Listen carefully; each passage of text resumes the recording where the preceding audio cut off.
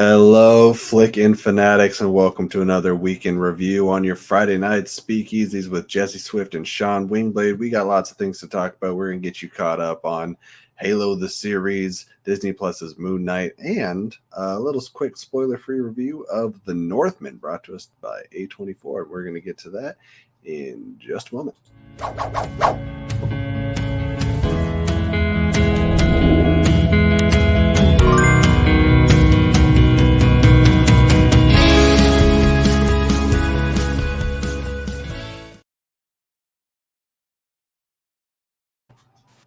And Jesse's working on the overlay. There it is. Hey, Mr. Wingblade. Hey, what's happening, people? What's happening, man? It's been a little minute. Lots of stuff to talk about. I'm excited. For anyone that is new to the channel or just to our show, The Speakeasy, welcome one and all to our whatever show. We're talking about whatever we feel like and hope that you throw money at us while we do that. We're here to talk about Celsius, aren't we, Jesse? We are here to talk about Celsius. You know, always Celsius. Wait, what is that? That's Jesse.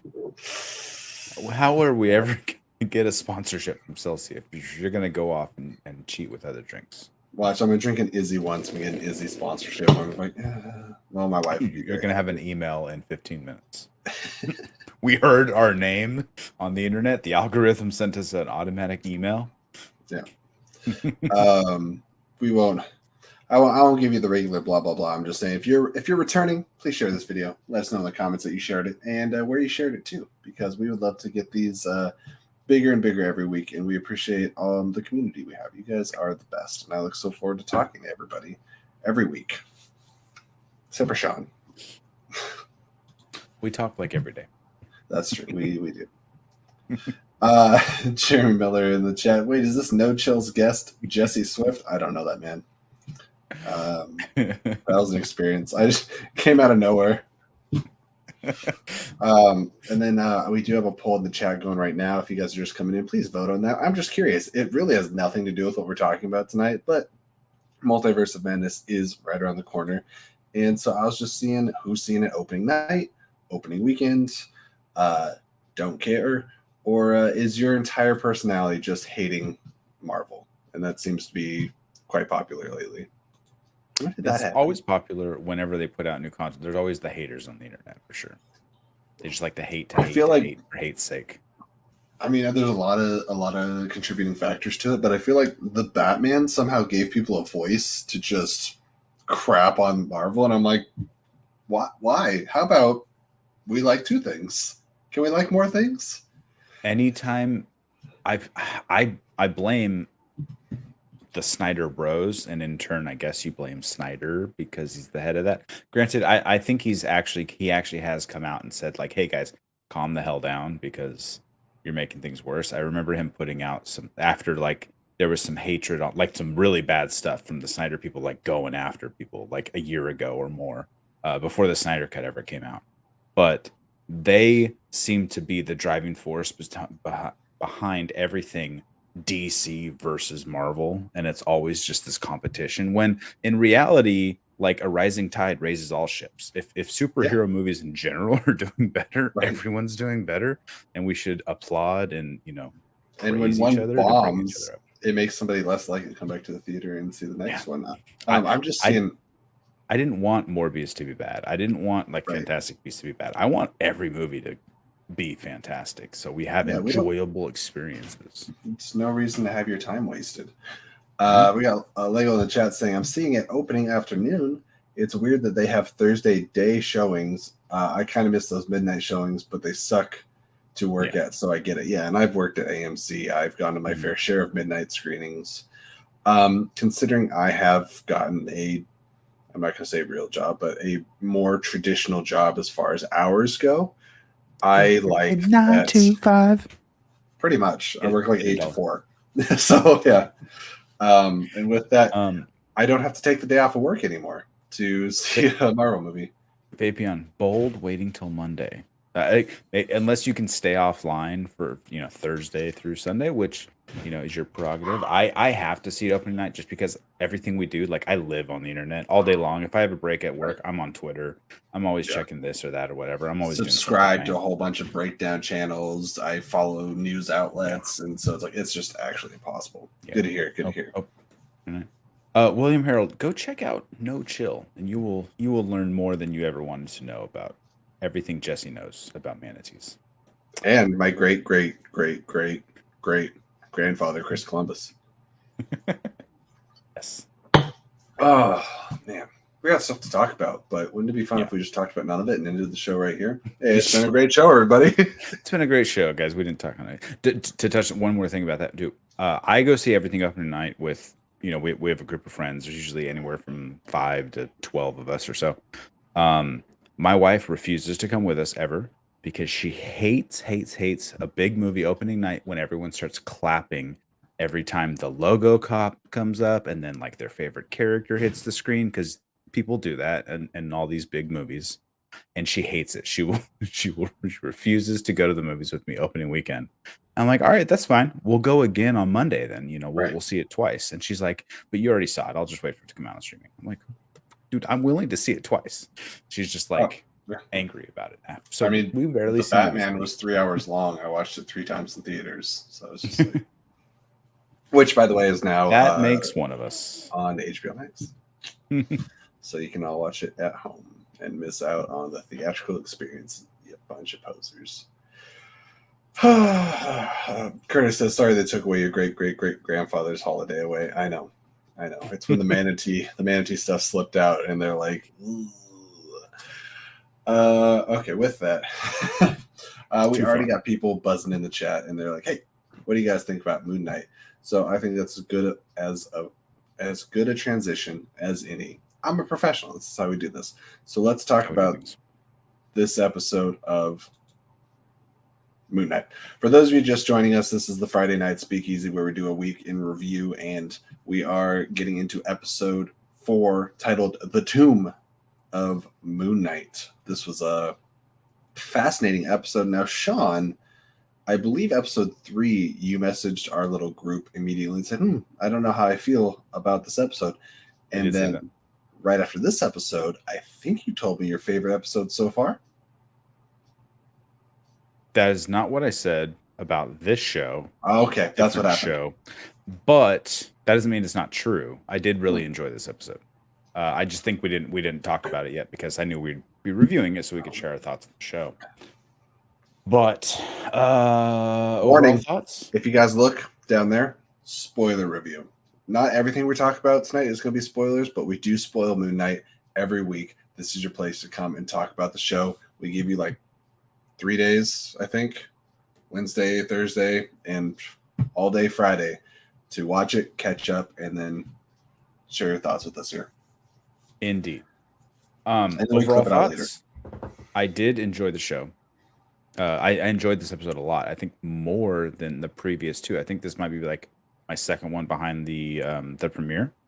Okay. Even though it was, spoiler alert, very Moon Knight-less. There was no Moon Knight in this episode. I was going to say all. That. And I think it was because it got back. I didn't catch the director. I was trying to remember if it was Mohammed Diab. What was that noise? Mohammed has done at least 2 of the episodes, I think. But what did he do this one? I think because I know he did the second. He did the first. I don't remember. I should pay more attention to this.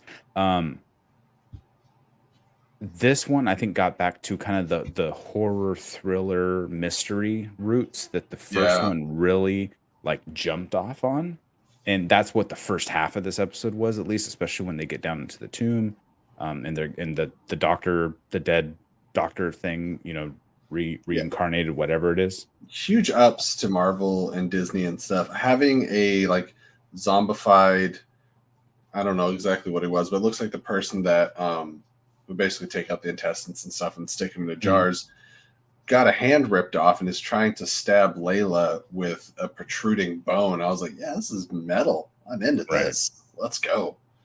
Brutal. As you're saying. I was just saying, like, I just enjoyed that, got back to it because I'm not, like I said, we've talked about this. I'm not a huge horror person, but I do enjoy the subtle horror, and especially something like this, where it is, you can the whole family can watch this type of show, and so it's not too scary. But I liked where they went with that, and then of course the twist happens halfway through, which the initial twist was like, holy shit, he just got shot. Yeah. our hero, he just got shot. Where's Moon Knight gonna save him? He's locked up in in the Marvel's first 4-episode show. Just yeah, right. What are the little thingies called? This little statue. They have a name. Can't remember that specific name. But I don't know. I don't know what you're talking about. They mention it multiple times. I just can't remember the specific name. But and then we jump into the hospital and we're like, what the hell is going on? And I think you could tell right away, like, this is too clean. Like, this is not. Well, it's too clean, and there's also like some fantastic elements. But I love that the transition goes from Mark Spector basically fading into obscurity, and then instead of showing where he goes, we start watching like this old timey looking like VHS tape, and that was fascinating. And we see potentially the origin of Stephen Grant, or possibly just another aspect of Mark and Stephen's mind. Of his mind. Right. Yeah. There was a lot I really enjoyed about this episode. Now, for me, also, it's not my favorite, but it might be my second favorite, like you. However, I think episode 2 is actually my favorite. Mr. Knight did a lot for me. Really enjoyed that. But number 1's also really good. So this is either second or third. It's hard to say, but it's definitely not on the bottom. I love the feeling of the mummy, kind of, and I love those movies, or at least 2 of them. Yeah. And I love getting more into Egypt. And this episode, almost more than any other episode thus far, has raised so many questions about what is real, what is fabricated, what's in Mark's mind, where is he right now? Because he fell into the water, but then it looked like he was like sinking down into some abyss, and we don't know what's going on. And in this asylum, we see everything like shift sideways, which I was watching a review, and somebody said that kind of reminds them of Inception, when things are going on externally, the dream starts shifting. Yeah, and that's how that felt. And we got to it was a really precious moment that Mark lets Stephen out of the sarcophagus, and then they embrace, and then we see that third sarcophagus. Like, they are really holding this over our head. Like, we all think that that's Jake from the limited research that we've done. It could be something else. Maybe Mark has a dark side that is like his inner demon. Maybe it's something to do with Khonshu. Maybe it's Jake Lockley. But who is Jake Lockley in the MCU? Because Stephen Grant is a new character, essentially, because he's not Stephen Grant from the comics. It was much more of a Bruce Wayne-esque persona. But yeah. Oh, and Lego bringing up that I love this is going towards, I believe, Jeff Lemire's run, which I hope they continue with the last 2 episodes. Right? Yeah, we have 2 left. Two episodes left. Yeah, 2 left. 5 and 6. But she corrected right there. Yeah, really looking forward to it. Yeah, I wish we had our expert on the panel tonight. Sadly, she's sleeping. So if everyone wants to tweet at Allison Salamoni, ask her thoughts on the episode. I'm sure she'd be more than happy to share those with you guys. But we're just left to our own devices tonight. You were bringing up the aspect of horror, and you like it in small elements. Well, something really horrific that I wanted to point out is that we haven't gotten to Streamlabs in 14 days, and I think that's pretty. Like, I'm not going to sleep tonight. Yeah, I know. It's just like if I had an imaginary wallet, I would dump it out. It's empty. There's nothing in there. You know what's weird? Was there any? Yeah, go ahead. Was there any specifics about the episode? Because most of the gripes I've had have been with some of the, not the story structure per se, like I guess the direction, like the pacing, but also like the common sense to a character's or a person's movements and what you would do in a situation. And then it seems like the script. Yeah, and it seems like, oh, hey, this is what they'll do next. And then you put it on screen, you're like, a person wouldn't do that in real life. Like, just they wouldn't go this way instead of that way. And it's I don't know how to like better describe it than that. It just seems like character actions are not in line with reality, which is weird to say in a fantasy show type thing. But Yeah. is there anything like that that pops up for you where it's like just a nitpick, you know, like you're like, oh, I wish they would have done this instead of that? Not so much in this episode. I thought this episode was paced pretty well. I think for the first 5 to 10 episodes, I wasn't sure if I was going to be super into this episode because I didn't know really where I was going. But once we get into actually the relationship between Layla and Steven, which evolves into eventually a kiss and having Mark basically punch himself, cracking me up. There's a lot of good humor moments in here. A huge standout actually was the official reveal and confirmation that Mark was at the very least present for the death of Layla's father. Yes. And I feel like this isn't the last we're going to hear about that. I think we're going to delve into that more. But we find out something that is very consistent with the comics, and that is that Mark says that his partner murdered Layla's dad and then shot Mark. And now in the comics, that's left him there to die. Bushman, something Bushy. Bushman, yeah. And they said they weren't going to use that character because he was too similar to Eric Killmonger. But they still canonically have referenced the existence of his partner filling that same void that the character did in the comics. So I thought that was interesting. Well, they don't. Oh, sorry. No, go ahead. Yeah. I was good. I didn't like that they had Layla dead stop knowing people with guns were after them to ask about her father's death. Like her literal life isn't as important as the truth. Kind of dumb. Bringing up what Sean just said. Yeah, that's always like a movie trope that happens or a TV show trope. You know, it's like nothing is as important as this conversation we need to have right now, even though we're literally about to die. At least Mark was aware. He's like, now? No, we can't now. Yeah. We gotta, Right. Yeah. One of them was a voice in that situation. I think that they're gonna just stuff I've seen in other, videos and breakdown videos and this and that is I think they're going to possibly like combine what you just said. They're not going to use the Bushman character. They could combine like Bushman with maybe like Midnight. I think it's called Midnight Man, who's kind of like an analog to Moon Knight, and which is the French guy's character that we didn't see die. We saw him get he got hit with one of the crescent darts. Got hit with the crescents, into the fog. Right.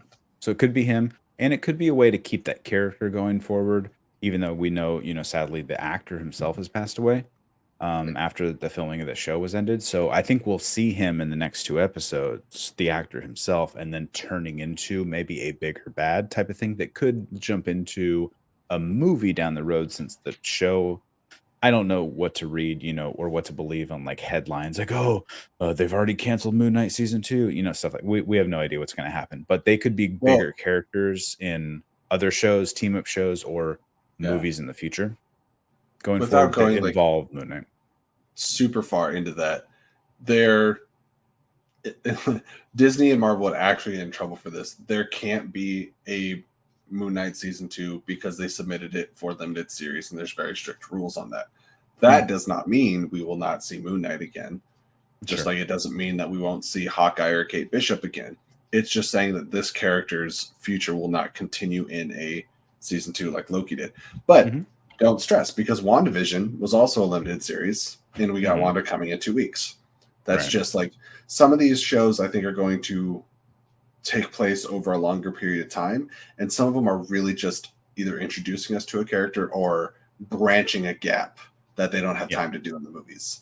Like She-Hulk, Miss Marvel, Moon Knight, we're getting introduced to these characters, and it's kind of like a testing ground.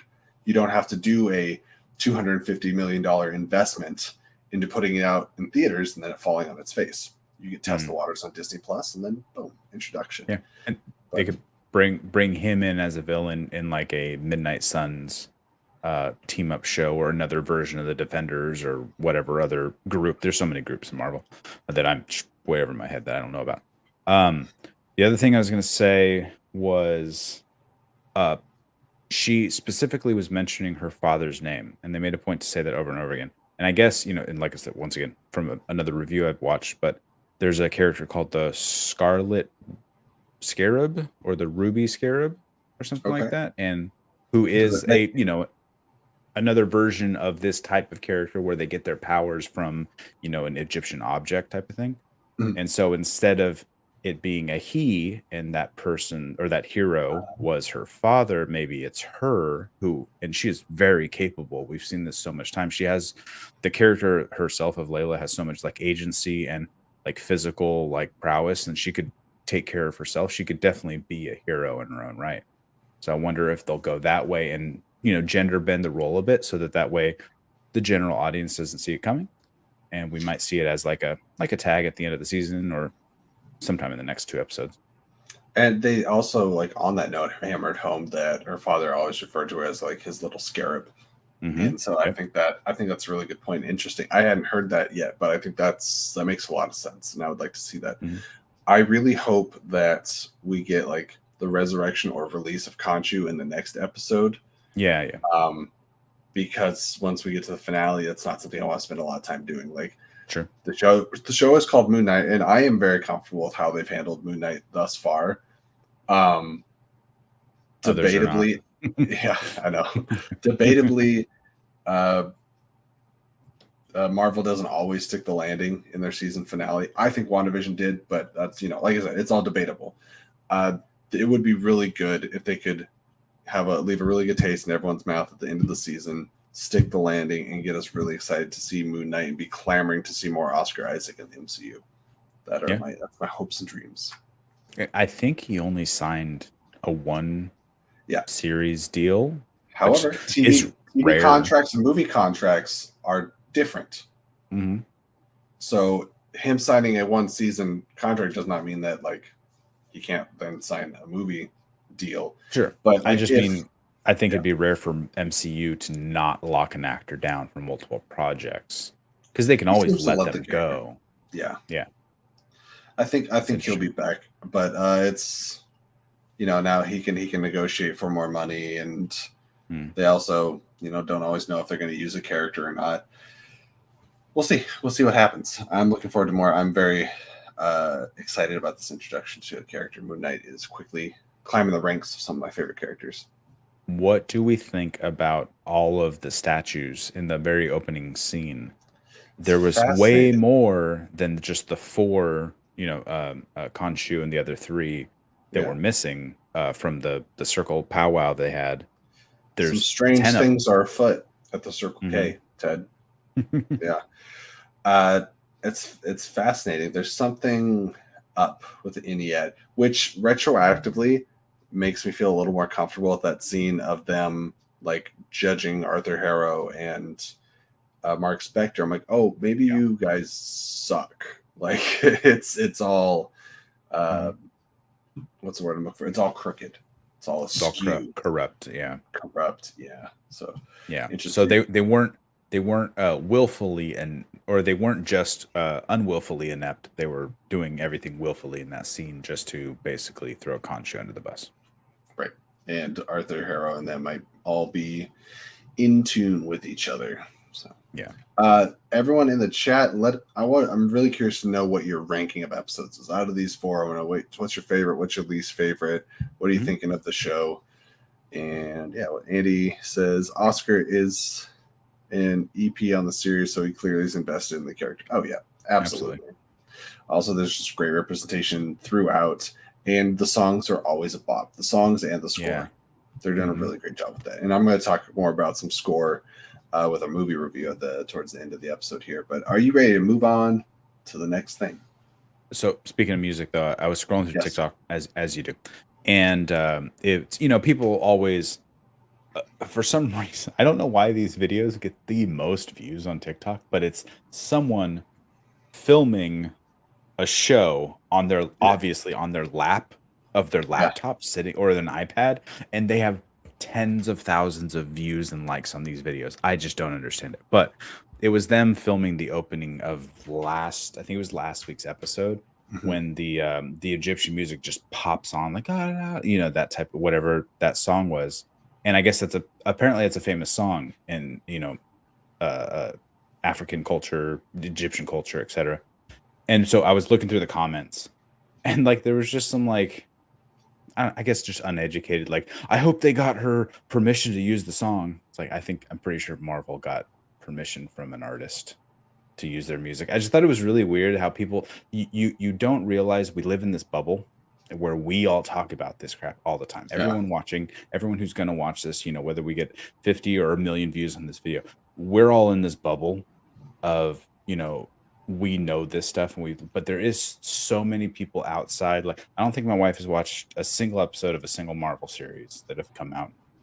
She just doesn't care about them. She barely watches the movie. She had no interest in seeing Eternals, even though I was like, hey, let's go see it. Let's rewatch it. It's out now. She still hasn't seen Shang-Chi or Black Widow that's come out. Even though I will be watching them on TV, she like watches peripherally. But there are so many people who don't just like jump in and glom onto this. So there's a large audience where if they hit it off with the right thing, they could skyrocket out. Or still just basically room for growth. I think that's the point I'm trying to make. Well, I second your point. What Sean said, but maybe a little smarter. Yeah. What I said was smarter. All right, so moving on to the next thing. Again, if you guys are just seeing the clipped out version of this, you can catch the whole show Friday nights typically at 9 p.m. Pacific Standard Time. We're talking about currently Moon Knight, Halo, and whatever movies we saw that week, and then followed up by a bunch of whatever the heck we want. So speaking of those shows, we're going to move over to Halo. Is that the right overlay? Did I do it? But you did it. I was going to click it. Hang on. Wait. Click it, Sean. Hey, Jesse. How are you doing tonight?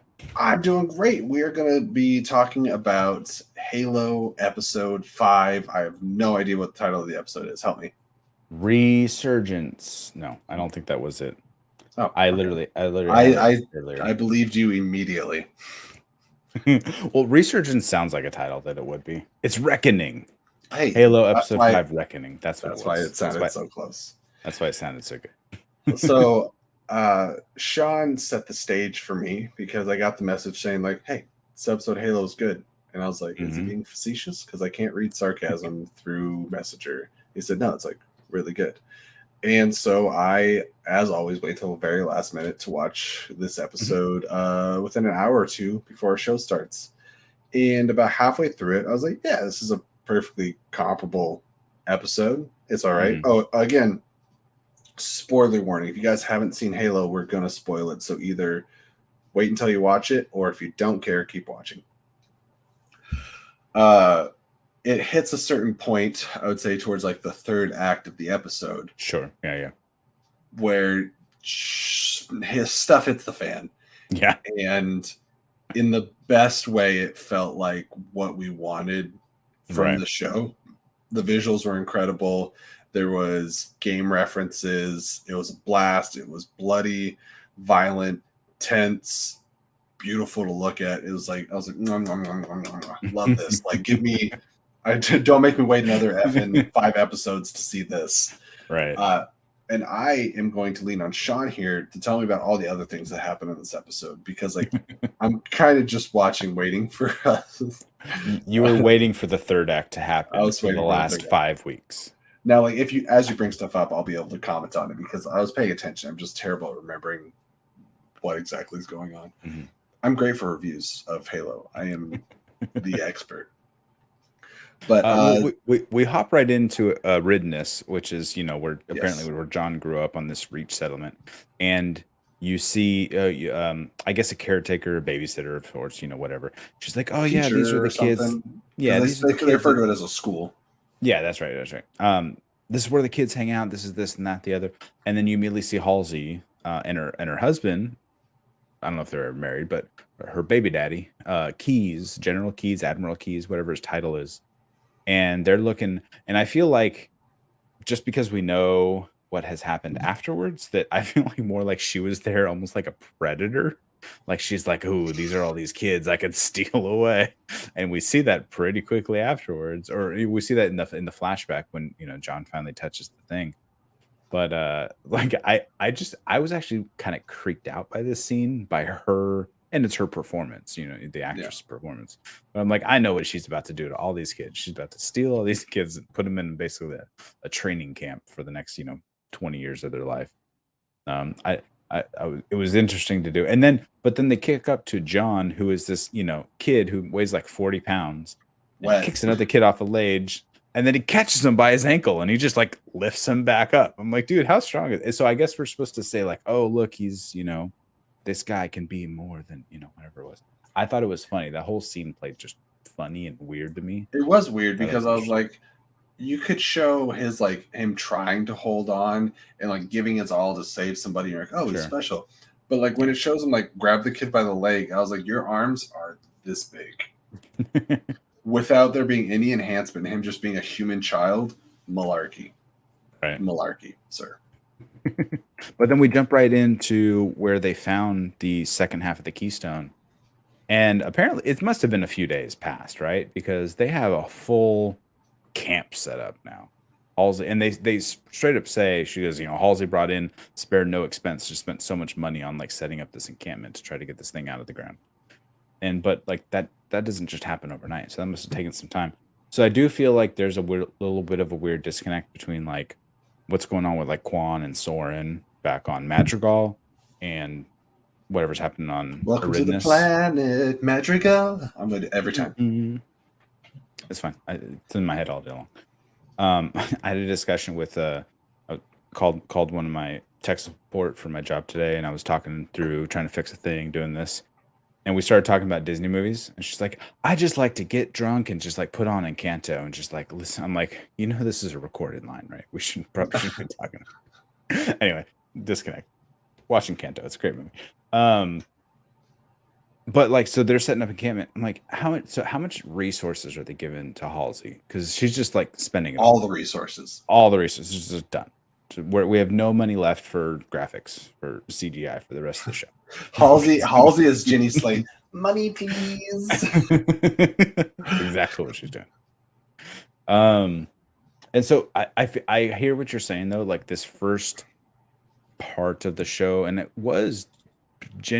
This was a shorter episode. I think this episode was only like 39 minutes, whereas all the other ones have been like 52 to 55. I hear it.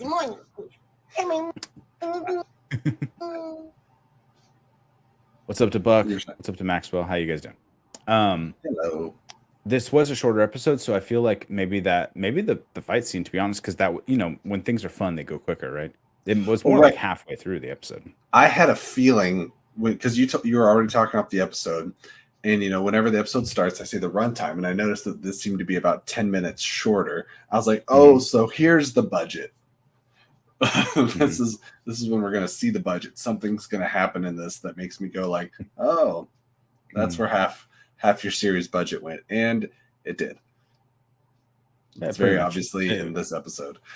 Big explosion battle. We get to see more from it's Kai or Kaya. I think it's just Kai. Kaya. Okay. You could say Kaya, I suppose. Who I find to be a little naive, but also endearing. Mm. I like her character. Yeah. I want to see more from her when it looked like everything was going south, and every time the shields of the Spartans go down, it does like bip, bip, bip, bip, bip, bip, like straight from the games. Like that always just sends me right back to nostalgia. Right.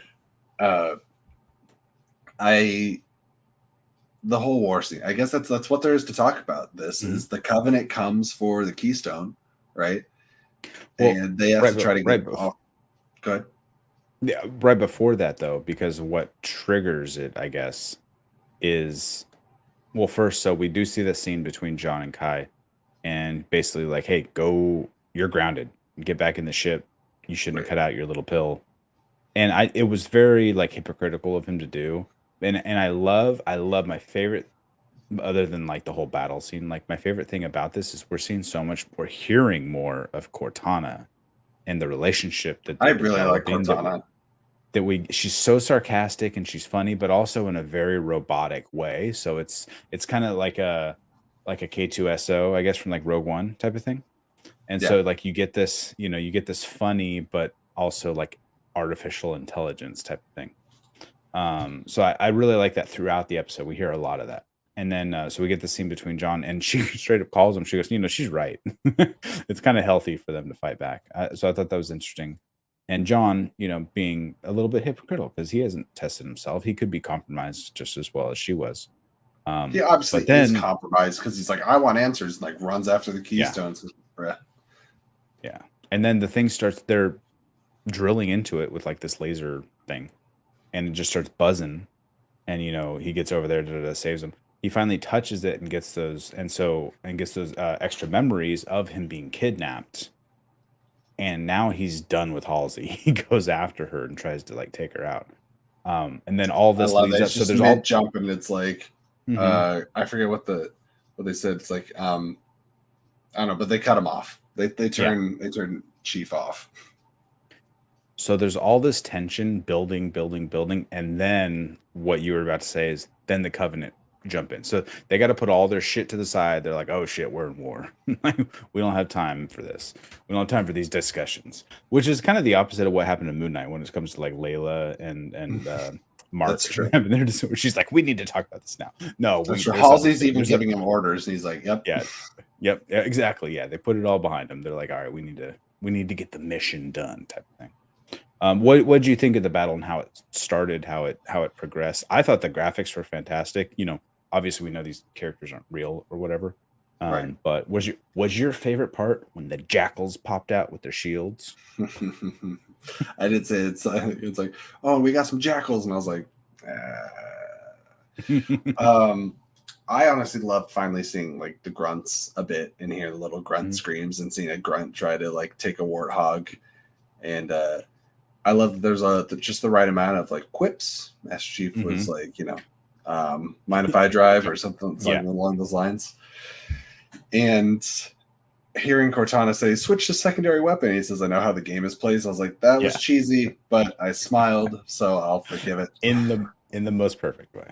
And we got to see a Needler in action, because the guy on the back of the warthog, he's and I was waiting for it, just blown into dust as the just blood dust. Yeah, that was fantastic. We got to see a fair array of weapons. And then, are those big guys? Were those called hunters in the games? Brutes. The big covenants are called elites. No, the one big guy with the hammer. The one big guy at the end is called a brute. That's a brute. Okay. And there's some speculation. I was reading it because I was trying to find if he had a name or something like that. And there's some speculation that it's the same character because he looks so similar with like facial features and stuff, because they all look slightly different, as the current game Halo Infinite. And apparently he was the bad guy and also in Halo Wars 2, which is more like a strategy style, view, like right? Top view StarCraft type of game. It was for the PC, I believe. I never played those ones. It wasn't my style of game, so I don't know the character that they're referencing. But I guess he's the one of the bad guys in the current game, Halo Infinite. Oh my gosh, there's a hippo in Moon Knight, and we didn't talk about it. We didn't talk about the hippo at all. We moved right past it. That's fine. All right, well, too late now. There's a hippo. Spoilers for anyone that just joined for the Halos. And you may be asking yourself, what do you mean there's a hippo in Egypt? You'll have to watch that episode to find out. I'll just, without going into a complete side tangent, I sent in our chat, and I also sent my wife just a picture of the hippo from Madagascar dancing. And I said, here's Moon Knight, no context. And she's like, what do you mean Moon Knight, no context? I was like, anyways. Did you not watch it with her? No, because I watched it at like 5 in the morning. Okay. Anyways, going back to the episode. Yeah, the action was phenomenal. My concern now is that you've given that to us. What's our tolerance going to be for an hour of exposition every week now? Like, are you telling us that this is what the show's going to kind of feel like moving forward? The Quan stuff didn't bother me as much this episode. I know you've been waiting for me to say something positive about the Quan storyline. It's fine. It still remains to be my least favorite part of the episode. But I will say my least favorite part of this episode isn't that bad. So It was minimal. It was minimal what we got Yeah. from them. And it's basically just showing them halfway through their journey, I suppose. And you could tell. I don't know if they did this on purpose. I thought that was funny. Did you ever play Destiny? Yes. Okay, so in Destiny, if anyone doesn't, it made from the same creators who created Halo. Halo from Bungie Studios, who later sold to 343 Studios, which is the current developer of the game. But then Bungie went and created like a Halo tangent, very much like the same game mechanics and stuff like that, different storylines and stuff. So in Bungie, they have like huge pistol guns, like just ginormous pistols instead of like assault rifles or battle rifles or whatever else. And I thought that Soren's weapon, like that huge gold gun, it just reminded me of a Destiny weapon instead of like a Halo weapon. I thought that was kind of funny. I don't know if it was a callback or if I'm just creating shit in my head, but I thought that was interesting. It was actually a callback, I believe, to Nick Cage's Face Off. Ooh, he has two guns. Which, by the way, if you guys haven't already seen it, The Unbearable Weight of Massive Talent. Very good time. I have not. So is there anything we get to also explore a little bit of the dynamic between, what is Halsey's daughter's name? Miranda Keats. Miranda Keats, yeah. And her father and the strenuous relationship between everything that's going on there. Halsey having the cojones to blackmail it's not the council. What's it called? It's her liaison to the council. Basically, the person who's in charge of her that sits on the council. Yeah. I can't remember her name or her title off the top of my head, though. But yeah, I know what you're talking about. So that's all interesting, but I think all of that comes like there's what's going on with Master Chief and the Spartans. Like I put John's story and also what's going on with Kaya, like it's around, they're kind of like this. Everything else is kind of wandering around down there at the bottom. Yeah. So we'll see how I feel about all the side stories when we get to the end. What's interesting is even though we got a lot of Covenant at the end, we didn't get a lot of Covenant story in this episode, which is kind of interesting. But now we have that girl that got dropped off with the UNSC or Make. Mm-hmm. Yeah, the Blessed One. Yeah. And we know that she's basically a mole. And I'm like already pretty frustrated because this whole time I'm going to be like waiting for her to like just screw everything up. And I'm like, just shoot her. Yeah, I thought she was going to do that 2 episodes ago when she came aboard the UNSC freighter. And I was like, okay, she's going to infiltrate her way. No, she just murdered everyone. So apparently there was no distress signal sent out. No one, labeled her as a mole. So she still had an opportunity to do this scene. Which will be interesting. We'll see what she does of it if she stays undercover in a way. Because, well, I guess they're still looking for the main keystone. They obviously took the bigger one, the new one. The Brute took it and took off. So I guess they still want the other one, of course. They want to put the pieces together to summon the Halo or whatever it is they're trying to do. So I guess that makes sense. But we'll see if she pulls out her little laser sword fingers. Yeah, I'm waiting for that. What the hell? Oh, man, how bad were you waiting for Chief to grab one of the cyber swords? I was, yes, 100%. When he was running at him, I thought he was going to kill a guy, pick it up. Yeah, I thought he was going to town on that. I was upset he didn't. But he did grab a shield because he pulled up one of the jackal shields right before the dude hit him. So 0 out of 10. Would not recommend. Trash, garbage show. Grab the cyber sword. Any other lasting thoughts that came off this episode? Maybe we're liking the trajectory. Liking the trajectory. We'll see if they keep this up. If they keep up the action. I think, regardless of where the story is going to go, because they've kind of wrapped up all the story. I guess not with Quan and Soren. They're still like, I think she's going to make like she's going to venture out into the desert basically and go on like a spiritual journey type of thing. And I think Soren will go along with her. But other than that, like they've wrapped up we need to go get this thing kind of story beats, and now it's more like, oh shit, they came and took everything. We need to go and just like start murdering people, and now the war is starting, type of thing. That's how I feel like. Hopefully, the next few episodes will go, and we'll get at least a little bit of action per episode. And dang it, we've heard the word Halo now, so it's on like Donkey Kong. Oop, that's the wrong gaming franchise. Guys, if you're watching Halo, let us know what you think about it. Have our discussions enticed you to maybe start watching the show? That's possible too. But look forward to hearing from our wonderful community. All right, are you ready to get on to the next topic? I think before we go to the next topic. Yep, I'm going to fix my camera before we do that. So everyone just please be patient. I'll be back. That's what I was going to recommend to Jesse. He's going to go reboot. Where is he? He's over there. He's over there. He's going to reboot his page, see if his camera get fixed. How else is everyone? We've been light in the chat. I know you guys are hanging out. We appreciate the views, and we appreciate you guys hanging out.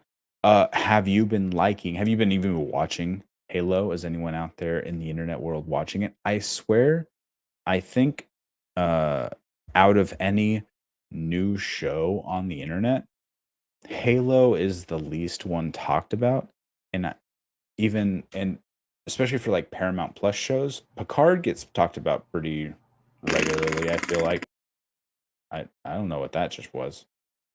Apparently, Jesse is having stomach troubles, but like Picard gets talked about pretty well in the Star Trek verse. I think people in Discovery as well, which are both Paramount Plus shows. So I'm curious why Halo is just not getting any of the love. Because I feel like there's enough quality of the show that it should be getting talked about regularly when it's just not. I don't know. I thought that was interesting.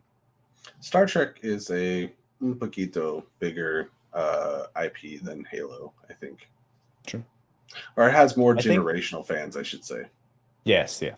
Yes. Yeah. More four quadrant, I guess. Yeah. Well, Halo's a circle. Yeah, that's true.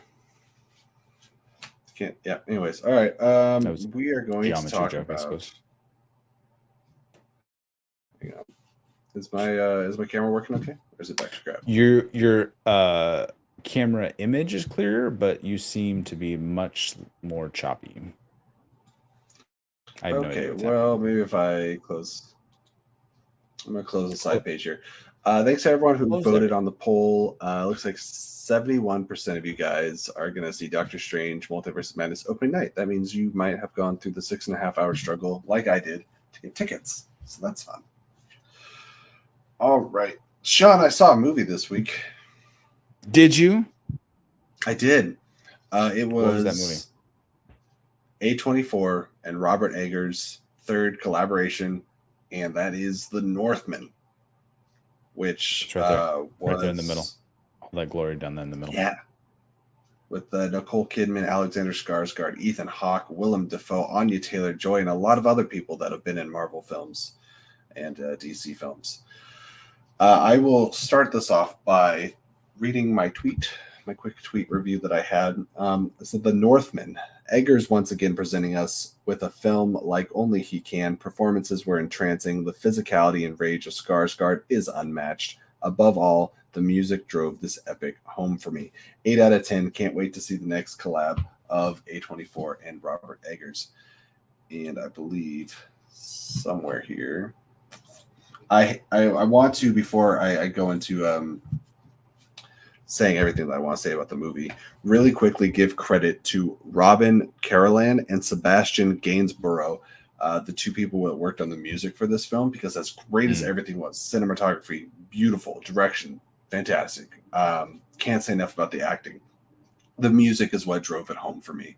It's that you can feel like in your bones and your blood, kind of like Dune, but it was different. It had the it felt very Viking. Everything had heavy drums. There was moments of whimsy, terror, and every possible emotion that should have been conveyed throughout the movie was conveyed brilliantly.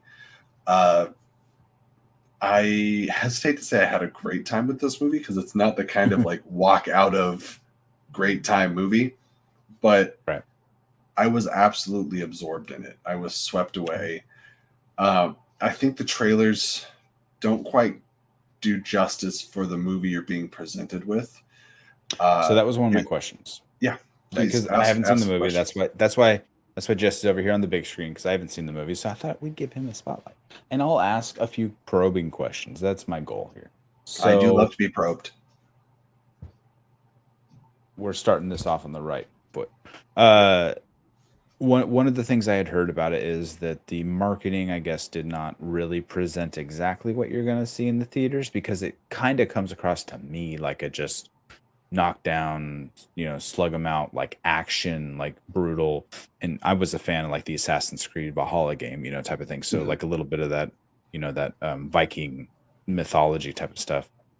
But what I've heard is that it's a little more cerebral, a little more slow burn, not quite all action, though there is some, great action points and stuff. Like, would you agree with that without going into spoilers?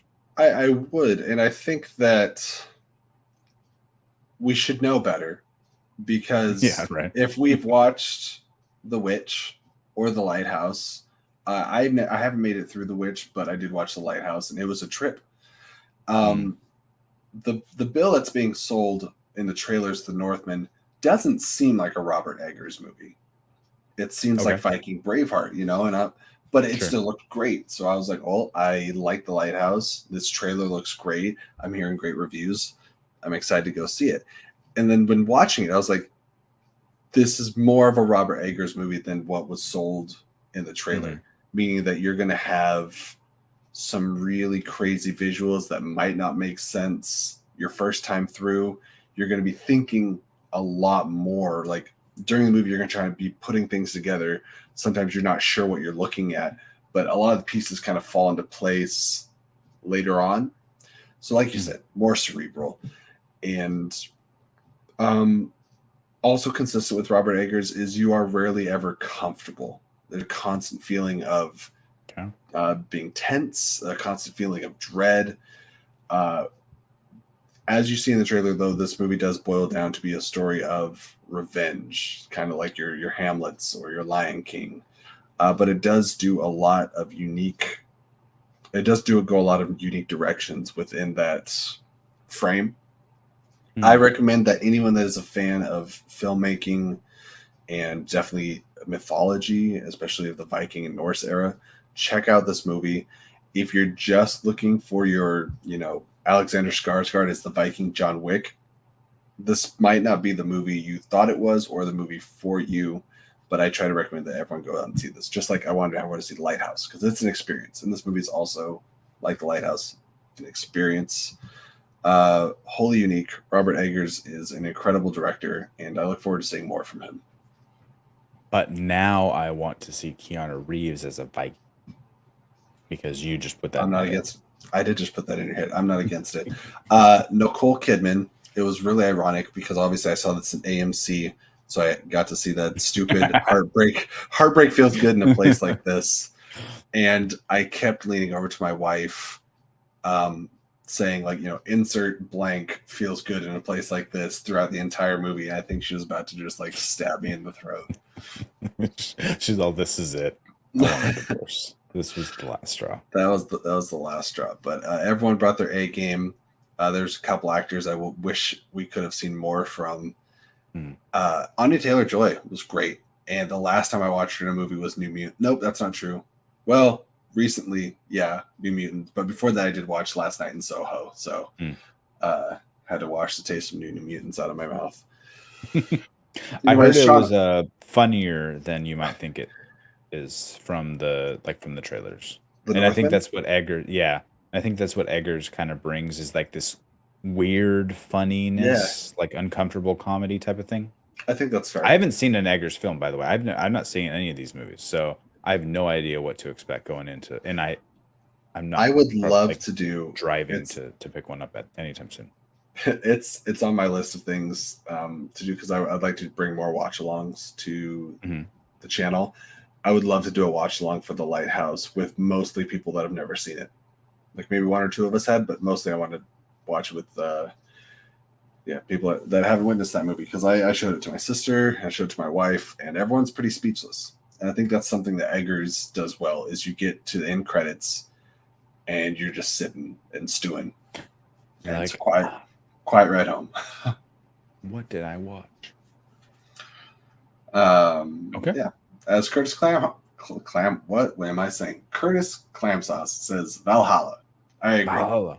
I just love mythology stuff. Any parting words for the Northmen? Fascinating. Would you say necessary to see in a theater or wait till streaming? Visual, because typically it's because of the visuals and the experience. That's a great question. Do you think it could be a stay-at-home movie, or is it you do need to see it in theaters? I so much think that you should see it in theaters that I'm mad because I thought I already had gotten my tickets until yesterday morning. I looked and realized that I didn't. I was like, oh, I thought I got Dolby tickets. And so I went to look at the Dolby screening and it was packed. There wasn't any good seats left. And I was like, crap. No. So I ended up seeing it in a regular screening. And when I was listening to that music and the fight scenes and just like some of the guttural like screams and stuff, I was like, this should have been Dolby. So not only do I think this is a must for theaters, if you can see it in IMAX or Dolby, get that full cinematic experience, because it's a beauty to behold.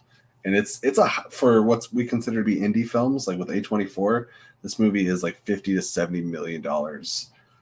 So it's a big budget for A24, and that's a bit of a risk. So I hope that they get their money back and continue to support creatives like Robert Eggers. Right on. Cool. Well, yeah, thanks everyone. If you're watching this on the clip out, like the video, subscribe, do all the things, share the video. Check us out on our next review. Jesse.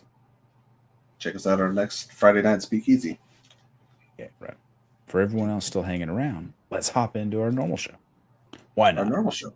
And someone just hopped in our room and then they hopped right back out. So whoever that was, come on back, friends. We know you would love it. I don't have Dolby Rent. We don't have AMC I'm in Sacramento. And we have it's more like Sacramento, right? Am I right? Hey, up top. I mean, depends on how much you like the city.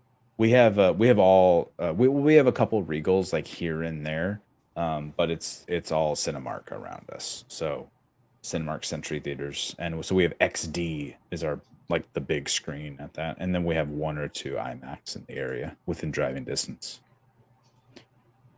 Yeah, Andy. This was Brian Ward original on TeePublic. I got it like a little over a year ago. I love this shirt. It's nice and comfy too. And I've brought to the show my good friend Bobby Pats right there. Mr. Robert Pattinson. That's Bobby Pattinson. You know what? That reminds me. That is why I got an email about a shipping label. Oh. Something was being shipped to me, and I was like, I didn't buy anything. I'm not going to click on this random link. Was it your Flick and Reel shirts? Which, by the way, guys, there are links to our Flick and Reel graphic tees and stuff in the description below at TeePublic. So you can look fresh and fly like these white guys. Fresh and fly like the white guys. Did I delete before moving on to our next topic, which is no topics, I do really quickly want to bring up that next Saturday, and according to this poster on April 38th, which is a special day because it doesn't exist, that does say 30th. Don't be confused. Saturday, April 30th, we will be celebrating my birthday. It starts at 7 p.m. PST, and it's going to be running all night. We're going to have some fun guests that you know from probably the Schmodown movie trivia realm, and just some general friends and stuff, and we'll have games and talks and conversations, and should be really entertaining, kind of wild, probably not half as trippy as this fun little poster that I made. This is honestly probably the pinnacle of my creativity. I leave all other things up to Sean Wingblade.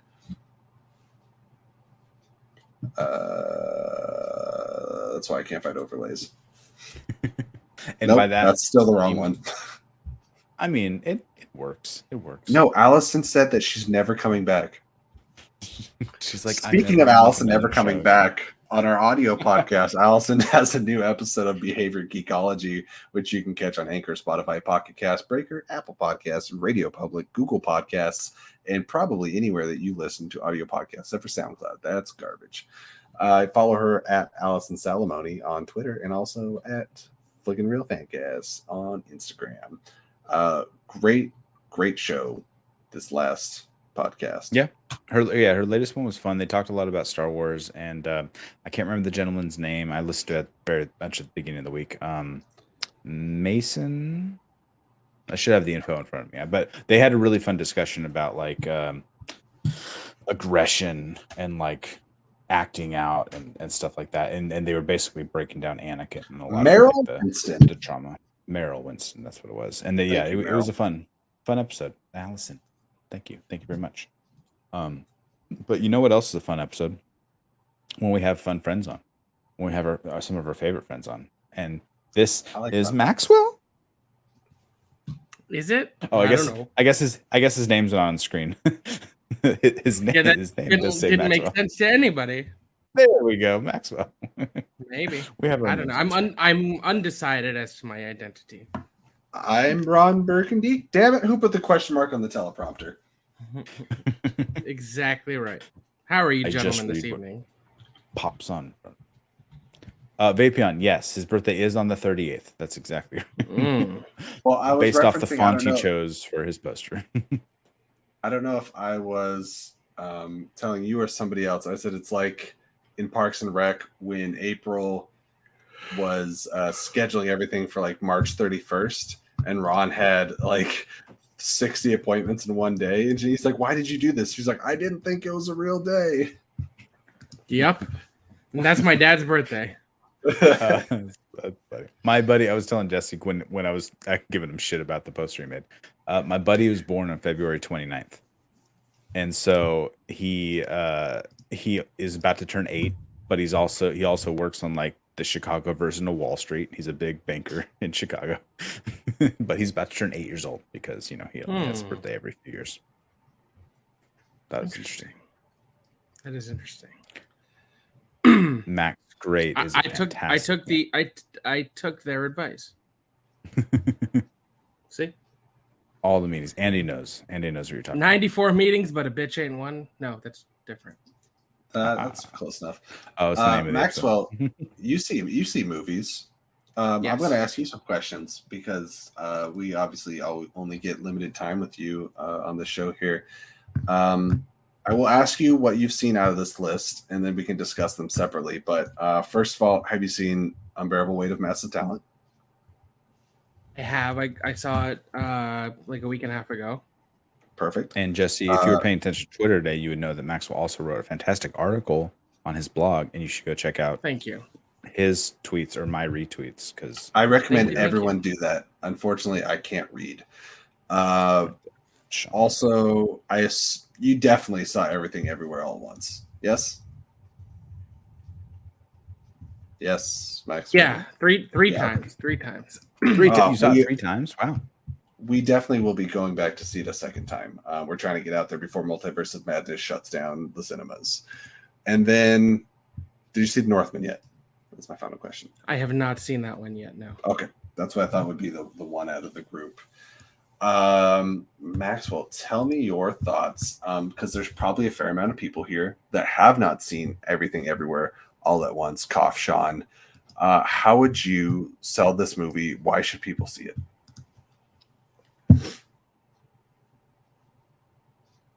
The complaint that we hear all the time from film fans is that there's nothing original anymore.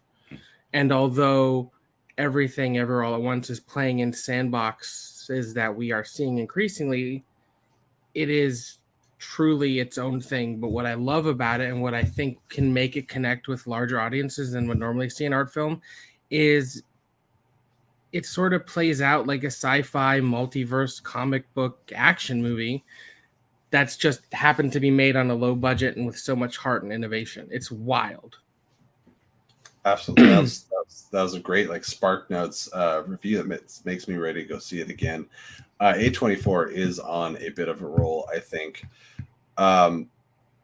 Everything Everywhere has done the momentous what's what I'm looking for. It's done what we so very rarely see. Task, maybe.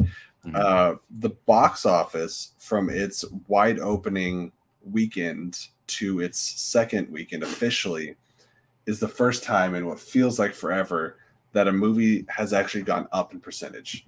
Typically, if you have a 50% drop, big win. That's great. But it actually went up 2%, I think, from week 1 to week 2, which is very impressive. It is now making a little more than $20 million worldwide, I think, on a $15 million budget. So if we can keep it going, keep the word of mouth going, hopefully this movie can see a profit. And I loved everything about this movie. It was probably the longest I've been quiet coming out of a movie for a long time, because Lauren kept asking me, what'd you think? And I was like, my brain was just like slosh in my head. I'm like, I think I loved it, but I can't process. There's so much. It is a lot of movie. Every frame is stuffed. I follow Dan Kwan, I think his name is, one of the 2 directors on Twitter, and he was talking about how he embraces being like a maximist filmmaker as opposed to like a subtle minimalist. And I love that they just have full self-awareness of what they do and just go for it. Because there's no one right way to do it. Like, people always will tout subtlety and elegance and quietness, which can be great, but sometimes you just want to make something that's kinetic and exciting and colorful and loud. It's not to say that there's not subtlety in this movie, but it is loud. It knows what it wants to be, and it says so much, just like in the way that it represents so many different genres of film that we've seen throughout the decades. It also captures so many different messages and morals and things that are spread throughout those genres as well. It really is a all-encompassing, fully inclusive film that I think the first sentence I was able to actually form after watching it is, I've never seen anything like this movie, and I don't know if I ever will again. Yeah, that phrase gets thrown around a lot, but this is one of those cases where it truly applies. I'm jealous. I want to see it. What are you waiting for? I hope you can. I got kids and stuff. Oh, and yeah. Responsibilities. And people are like, why don't you want kids? And then I hear something like that, and I'm like, that's why. No disrespect to you. Everyone makes their own choices. What movies I've seen recently? Yes. I watched Star Wars: A New Hope, and then I watched Good movie. The Empire Strikes Back, and then I watched The Return of the Jedi. Those are some 3 movies I've watched. Those are good movies. 2 weeks to watch them, so that's where I'm at right now. Chris, you did miss some talk about the Northmen. The blue what? Oh, dude, Sonic the Hedgehog Sonic the Hedgehog 2 movie, whatever it's called. Loved it. It was everything that movie should have been. Like, if you expected more, I'm confused. But it's very much how I felt about the first movie. Like, I couldn't have expected more from what it was, and I had a great time. Sure. Yeah, my the first Sonic movie was we saw it twice. Was the last movie we saw before the pandemic happened, and I think that's the case for a lot of people. Things shut down right afterwards. Yeah, right.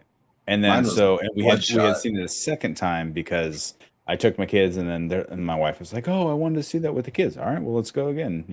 My kids down to see it, and so we just went and saw the new one as well, and it was fantastic. It was just more of the same, but it was a fun story. It's a kid's story, but they make it fun, and there's so many jokes too that just go right over the kid's head, but they land well with the parents type of age, so it sits well with everyone, and it has so much heart too, and it's about finding your own family and overcoming a lot, and it's good. I love everything Sonic. Involving the wedding is hilarious to me.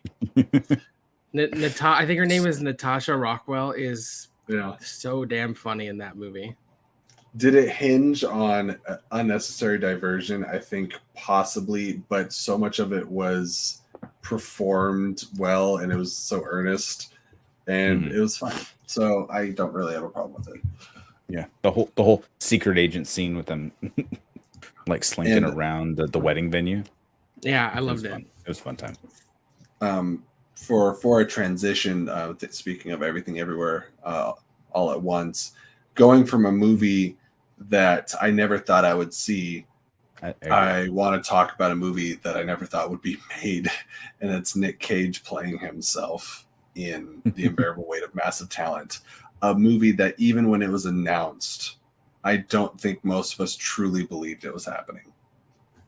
Everything they wanted and more. It's one of those ideas where you're like, of course Nick Cage would star in a movie where he plays himself, but that could be the most self-indulgent piece of garbage, or it could be what we got, which is just a joyous, sweet, clever love letter to his career and his life. We both saw it early. So did you see it last Monday? I did whatever the AMC Investor screening was. Okay, so last Wednesday. So Wednesday, we saw it the same night then. I think, I think so, because I think we were both tweeting about it the same night, and it's just, and Pedro Pascal is every bit as good as Nick Cage. They make such a good team. Their chemistry, the way they play off each other. Is that Lily Sheen that plays Nicolas Cage's daughter? Maybe, I'm not sure. She is the daughter of Kate Beckinsale and Michael Sheen, and I thought she was pretty great in it. Obviously, she's not given a lot to do, but it is the Nick Cage and Pedro Pascal movie. Even though Ike Barinholtz and I believe Tiffany Haddish, right, are in that movie. Lily Mo Sheen. Yeah, you're right. Yeah, and it only matters about those two. It very much kind of reminds me of, for anyone that has seen Our Flag Means Death, nothing matters when you have Taika Waititi, and I do forget the other actor's name, but the main character of the show. Everything kind of falls at the wayside when you have those two characters at the center, and it was a lot of fun. It was very earnest. The only reason I wouldn't give it perfect 10 out of 10 is I think they could have pushed a little farther. As big of a fan as I am of Nicolas Cage, I would have liked to see the ridiculousness get ramped up to an 11 maybe, but this is definitely something I'll go back to, and I recommend everyone goes out and see this. This is a 4-quadrant film, I believe. I think part of its success is that it, even apart from the gimmick, it works as a buddy comedy. Like, the action is solid, there's like a relatively engaging narrative, there's stakes and the way it all unfolds. So like, it's not just references and jokes to Nick Cage's career, it's also a real movie. And yes to what you put in the chat. I saw it with my buddy and he was like, you squeaked at that joke. I was like, oh, okay, it squeaked. I think they released that as a scene. I think I was seeing that floating. Yeah, they put it on Twitter, I think. Yeah. Okay.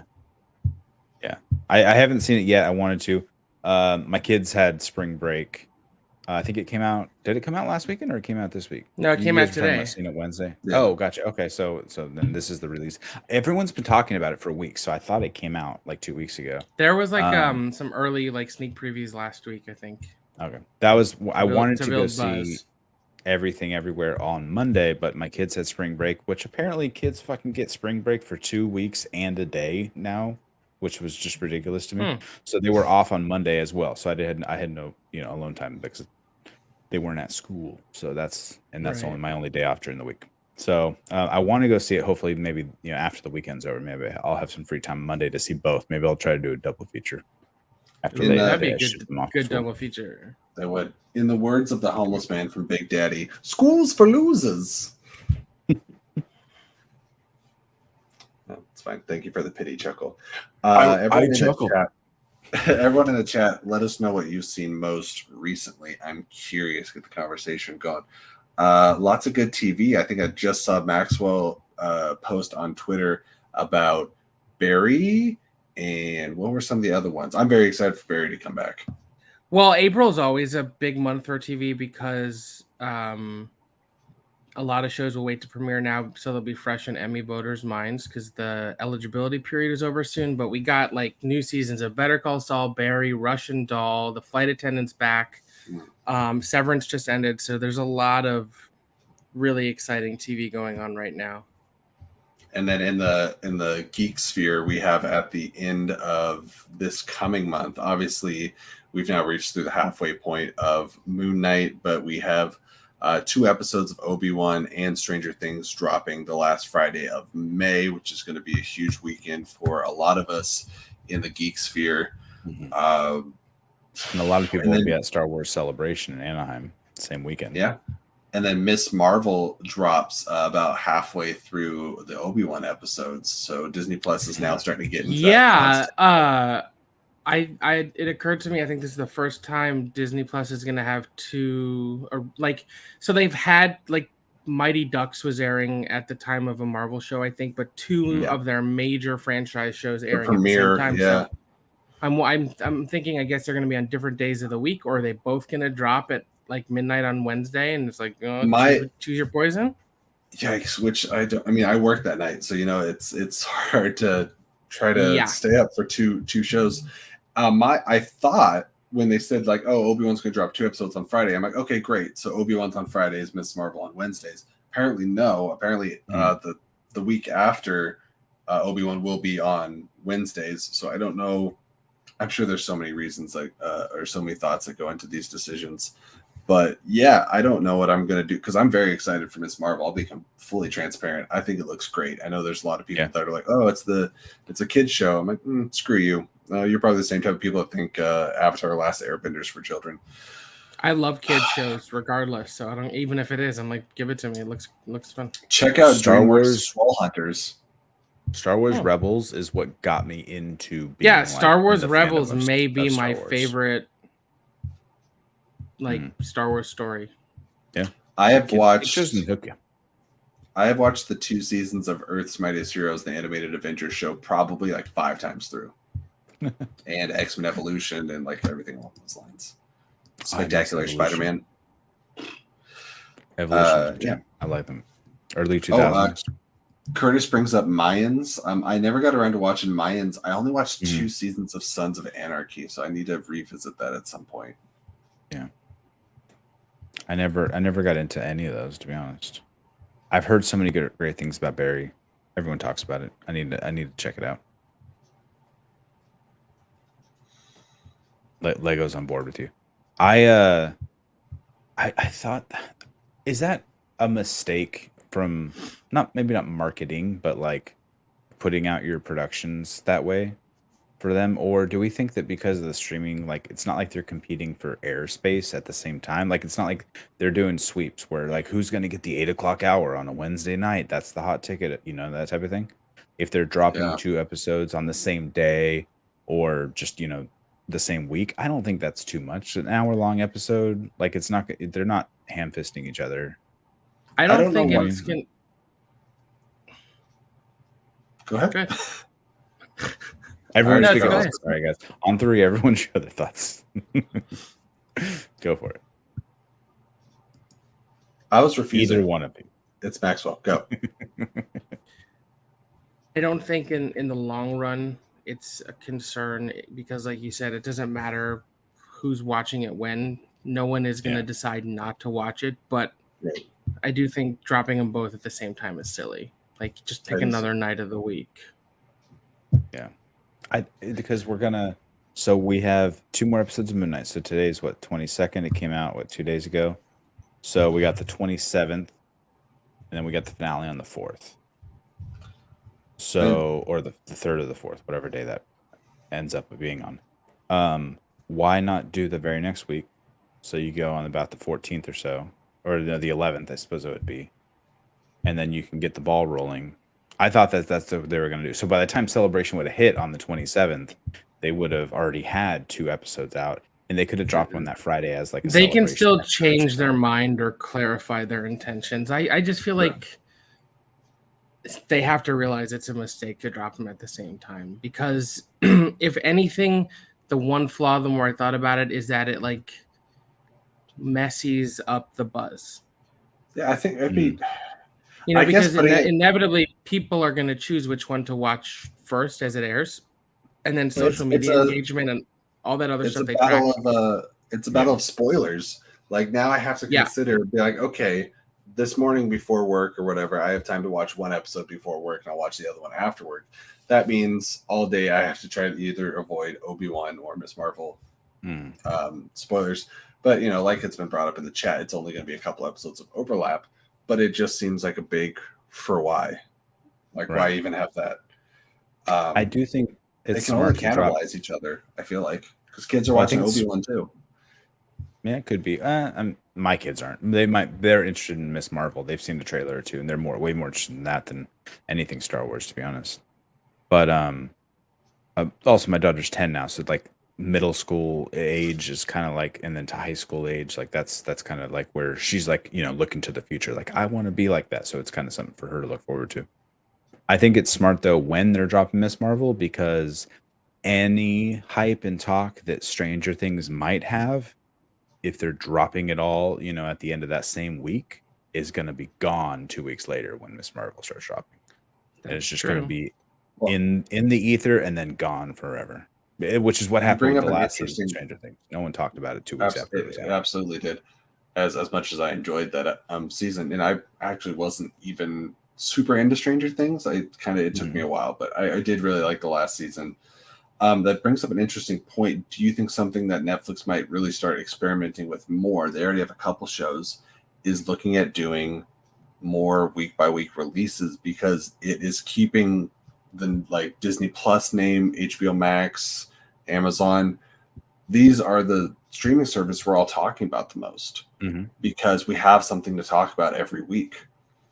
Netflix has so much content and so many like full shows dropping all at once that nobody's watching the same thing on Netflix hardly, except for you get like a big like Love is Blind pop or something like that. But if I'm not mistaken, that is something that was released weekly.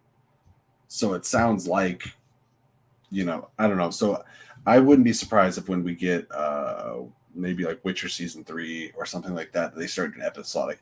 Netflix needs to change their formula somehow, because it's not, they used to be the only name in the streaming business. They're not anymore. And so they need to adjust. They are no longer the ones setting the stage or the standard. I wonder if part of it might have been an experiment they did with the Masters in the Universe. They dropped half season and then like 3 months later dropped the other half of the season. Andy brings up a similar great point. Arcane on Netflix, it dropped like 2 or 3 episodes a week. And it was great because when everyone was in the same spot, we watched like 3 episodes, talked about those 3 episodes. And that was great because it was done kind of in arcs too. We've started to hear for the first time really since streaming started that Netflix is struggling. And I think a lot of that has to do with now they're not the only game in town. And in fact, arguably, between Hulu, HBO Max, Peacock, and especially, shockingly to me, Apple, by and large, their shows are better. Yeah. Netflix still has a few good shows, but they also have so many shows. And when you drop an entire season at once, not only does it seriously limit the length of time that people are going to be discussing it, so it has no staying power. But all of a sudden, for me, and I have to imagine other people feel the same way, I have no impetus or motivation to watch it immediately unless it's one of the like 2 or 3 shows I love and don't want to be spoiled on. But there's a ton of Netflix shows that I'm like, oh yeah, that sounds interesting. I'll check it out. People are talking about it. But then it's like, oh, all 10 episodes are out already. Well, I'll just get to it when I get to it. Whereas if it's an episode a week or a couple a week, it gives me more motivation to want to keep up because it feels more engaging and like an experience. There's a reason why TV was designed the way it was. Yeah. Instead of, hey, we have a new show. We're going to air this show, 5 nights a week, except for like. Look at Game of Thrones. Game of Thrones was like the biggest show of all time for a while. And part of that was, episode every week at work. We were all talking about the Game of Thrones episode and all talking about what might come next. And Netflix, for me personally, and it's a different experience for everybody, but Netflix has the largest amount of shows that I've gotten distracted from and never revisited. Yeah. because it's just like a whole season, and I'll get like 6-7 episodes into it, get distracted, and I don't revisit because it's so much. But you tell me that there's something that I'm interested in, and you give me an episode or two a week that I can do in one sitting and be caught up, I'm going to keep watching it every week. It's really easy for me to just be like Halo. I told Sean this. I was like, I think if Halo was dropped binge model, I would never have finished it. Yep. Yeah. Because I don't think it would be interesting enough for me to revisit. But if it's just like, okay, this is an hour of my week, I can do that. And you know, it's in the zeitgeist, it's worth discussing. Yeah. If I had you sit down right now and say, all right, here, catch up to episode 5 of Halo, and you're like, you'd be halfway through episode 3, and you're like, you know what, I'm good. Exactly. This isn't it. Yeah, I totally agree with you. What Lego said here too. Well, I also enjoyed the binge model 10 years ago when there wasn't as much competition for our viewing real estate. Yeah, because now we're all watching like one episode of 8 shows like in a week. Yeah. Right. So we don't have time for binging. I don't got time for nothing. Well, and I think Lego makes a good point too. Netflix time and time again will cancel a show because they just don't promote it. They don't advertise it. They don't give it time to organically grow. Something that airs an episode a week may not be huge at first, but the buzz can build as more people catch up to it. It's easier to catch up, and the length of time people are talking about it is sustained. If a show drops on Netflix, even if it's popular when it first releases, 2 weeks from now, no one's talking about it, like Sean said before. Yeah. And then a month from now, no one's watching it, and it's not actually a hit. I think it has to do with money too. If you have a set of actors going more than 2 seasons, typically isn't that where they're like recontracting, they're getting paid more, they're this, that, the other. So if your show is not in like the 1% of shows of all time, they're like, you know what, let's try something new. We're not trying to pay you all this money for a middling show. We're just going to try and see if we can strike gold again with a different topic. I still hate to this day they dropped American Vandal. That is one of my favorite comedy shows of all time. That is so underrated. I love that show. Reference American Vandal every day. Every time I go, 100%. 100%. If Netflix would put half of their marketing money, budget, or ideas into marketing their TV shows as they do their shit movies that keep coming out, their Red Notice and The Bubble and whatever else it may be, where they just get big names and drop these massive turds on the streaming service. I see those pop up on Instagram all day, every day, but they have all these gym shows that nobody's ever heard of that get canceled after a season because they're, oh, nobody's watching this. Yeah, no shit. How are we supposed to know? Yeah. Don't even know what it is. It'll be release day and it's not even on the homepage. Yeah. It's not on the homepage. Because yes, I understand the homepages are based on like your individual viewing habits, but and algorithms, but I don't give a shit. If I ran Netflix, I'd be like, I don't care what Sean's viewing habits are. I don't care if he's only ever watched baking and dating shows and the occasional My Little Pony episode. We have a new show dropping today. We're putting it on his homepage. You don't know. And maybe he'll like it. I did watch all of Is It Cake? I did. Well, you log in. Maxwell brings up a good point. You log into Disney Plus, and no matter what you watch on Disney Plus, they have the banner with like 10 things on it. First thing you see, Moon Knight, because that's the biggest thing they have going right now. Right. Yep. And so does Paramount. When I was looking for the Halo episode, Paramount does it as well. HBO Max does that. Every other streaming service. It just seems like Netflix got complacent because they were really the first big player in this market, and as all of the other UIs and marketing models have moved past it. In fact, not even moved past it, but a lot of them have like just been like, you know what worked for 50 years on broadcast TV worked. Let's just adapt that for streaming. Netflix is like, well, we're just going to stick with our old shitty UI and ways of advertising things. And they're finally now realizing with the numbers that we're getting beat. And it seems like their only thought is just to keep raising the prices. Well, we have less subscribers, we'll raise the price. Well, that's just going to cause more people to drop. It's annoying.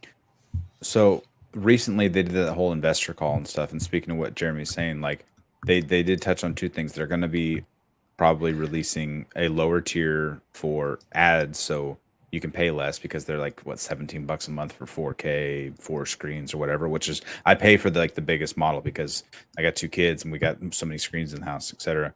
They're going to do that. They're also going to look into, and that's something I think the CEO, I can't remember which board member it was, but he basically said like, I didn't like the idea of doing a week to week in the past, but our competitors have shown that it's profitable and it's a good business model, so we're going to explore that.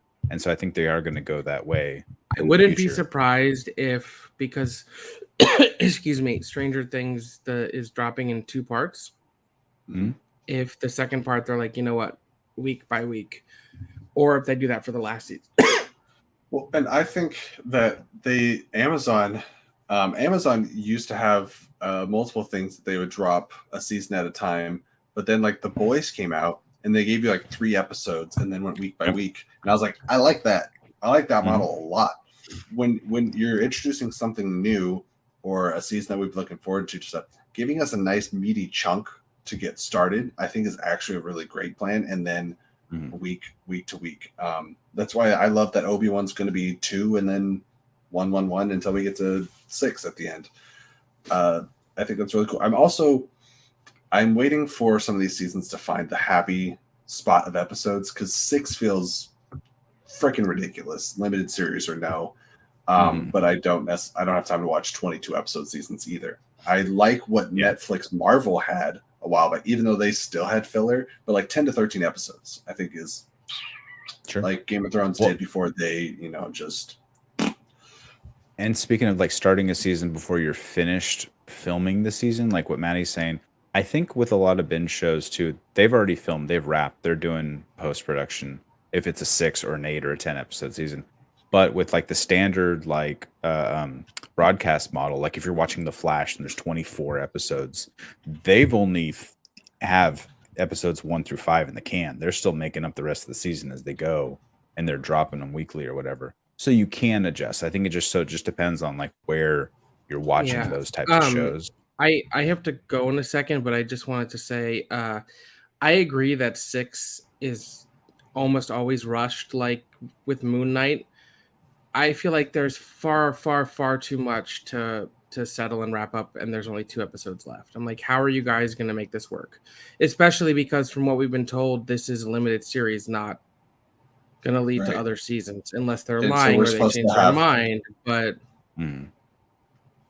I felt that way for Hawkeye as well, and I don't think that the finale landed with the wrap up of all these story bits that we had coming, as well as they could have. But granted, they still did leave some things lingering, like because we have the Echo show coming, and so they still had some other story beats to come to, which could be what we might finish on Moon Knight. And what I was saying earlier during our Moon Knight review is maybe the next show is similar to Echo, is a Scarlet Scarab show or something that they haven't actually announced yet. None of us know. Yeah, it's possible.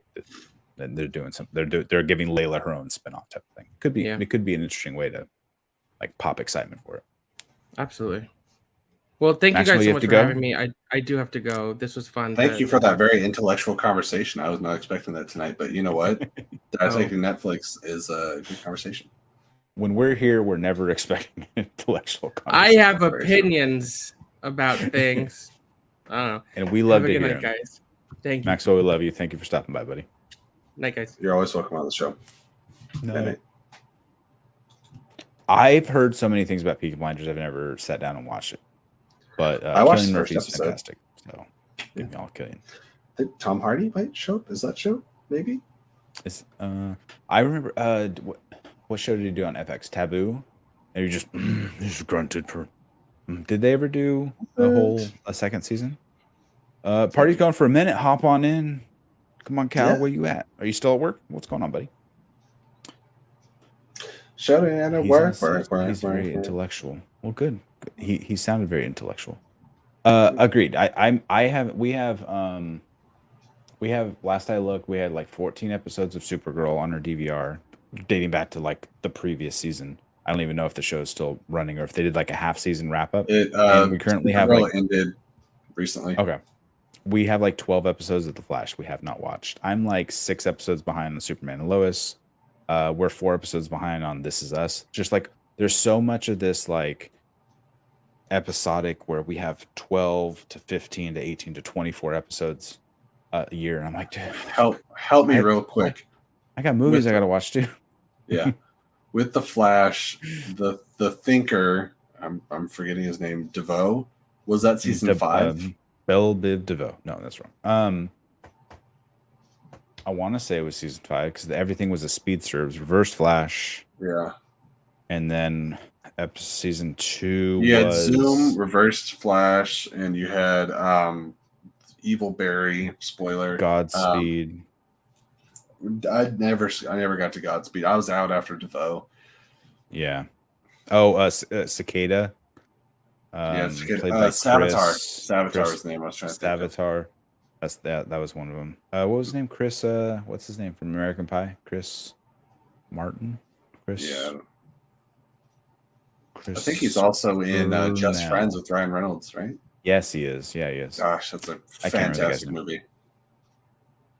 Poison? Reverse Poison? Flash, Zoom, Savitar, Cicada, and Thinker guy. It's funny, Thinker guy. But I thought DeVoe was refreshing. I honestly like a lot of people crapped on DeVoe, and I liked it. It was something new. It was better than fighting a speedster over and over and over again. It was better than the PlayStation graphics of Savitar. Every time Savitar showed up, it was bad.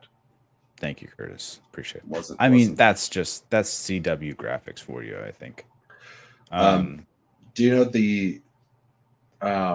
they're getting less like yes, like 500 or 600. He was married to what's her name, wasn't he?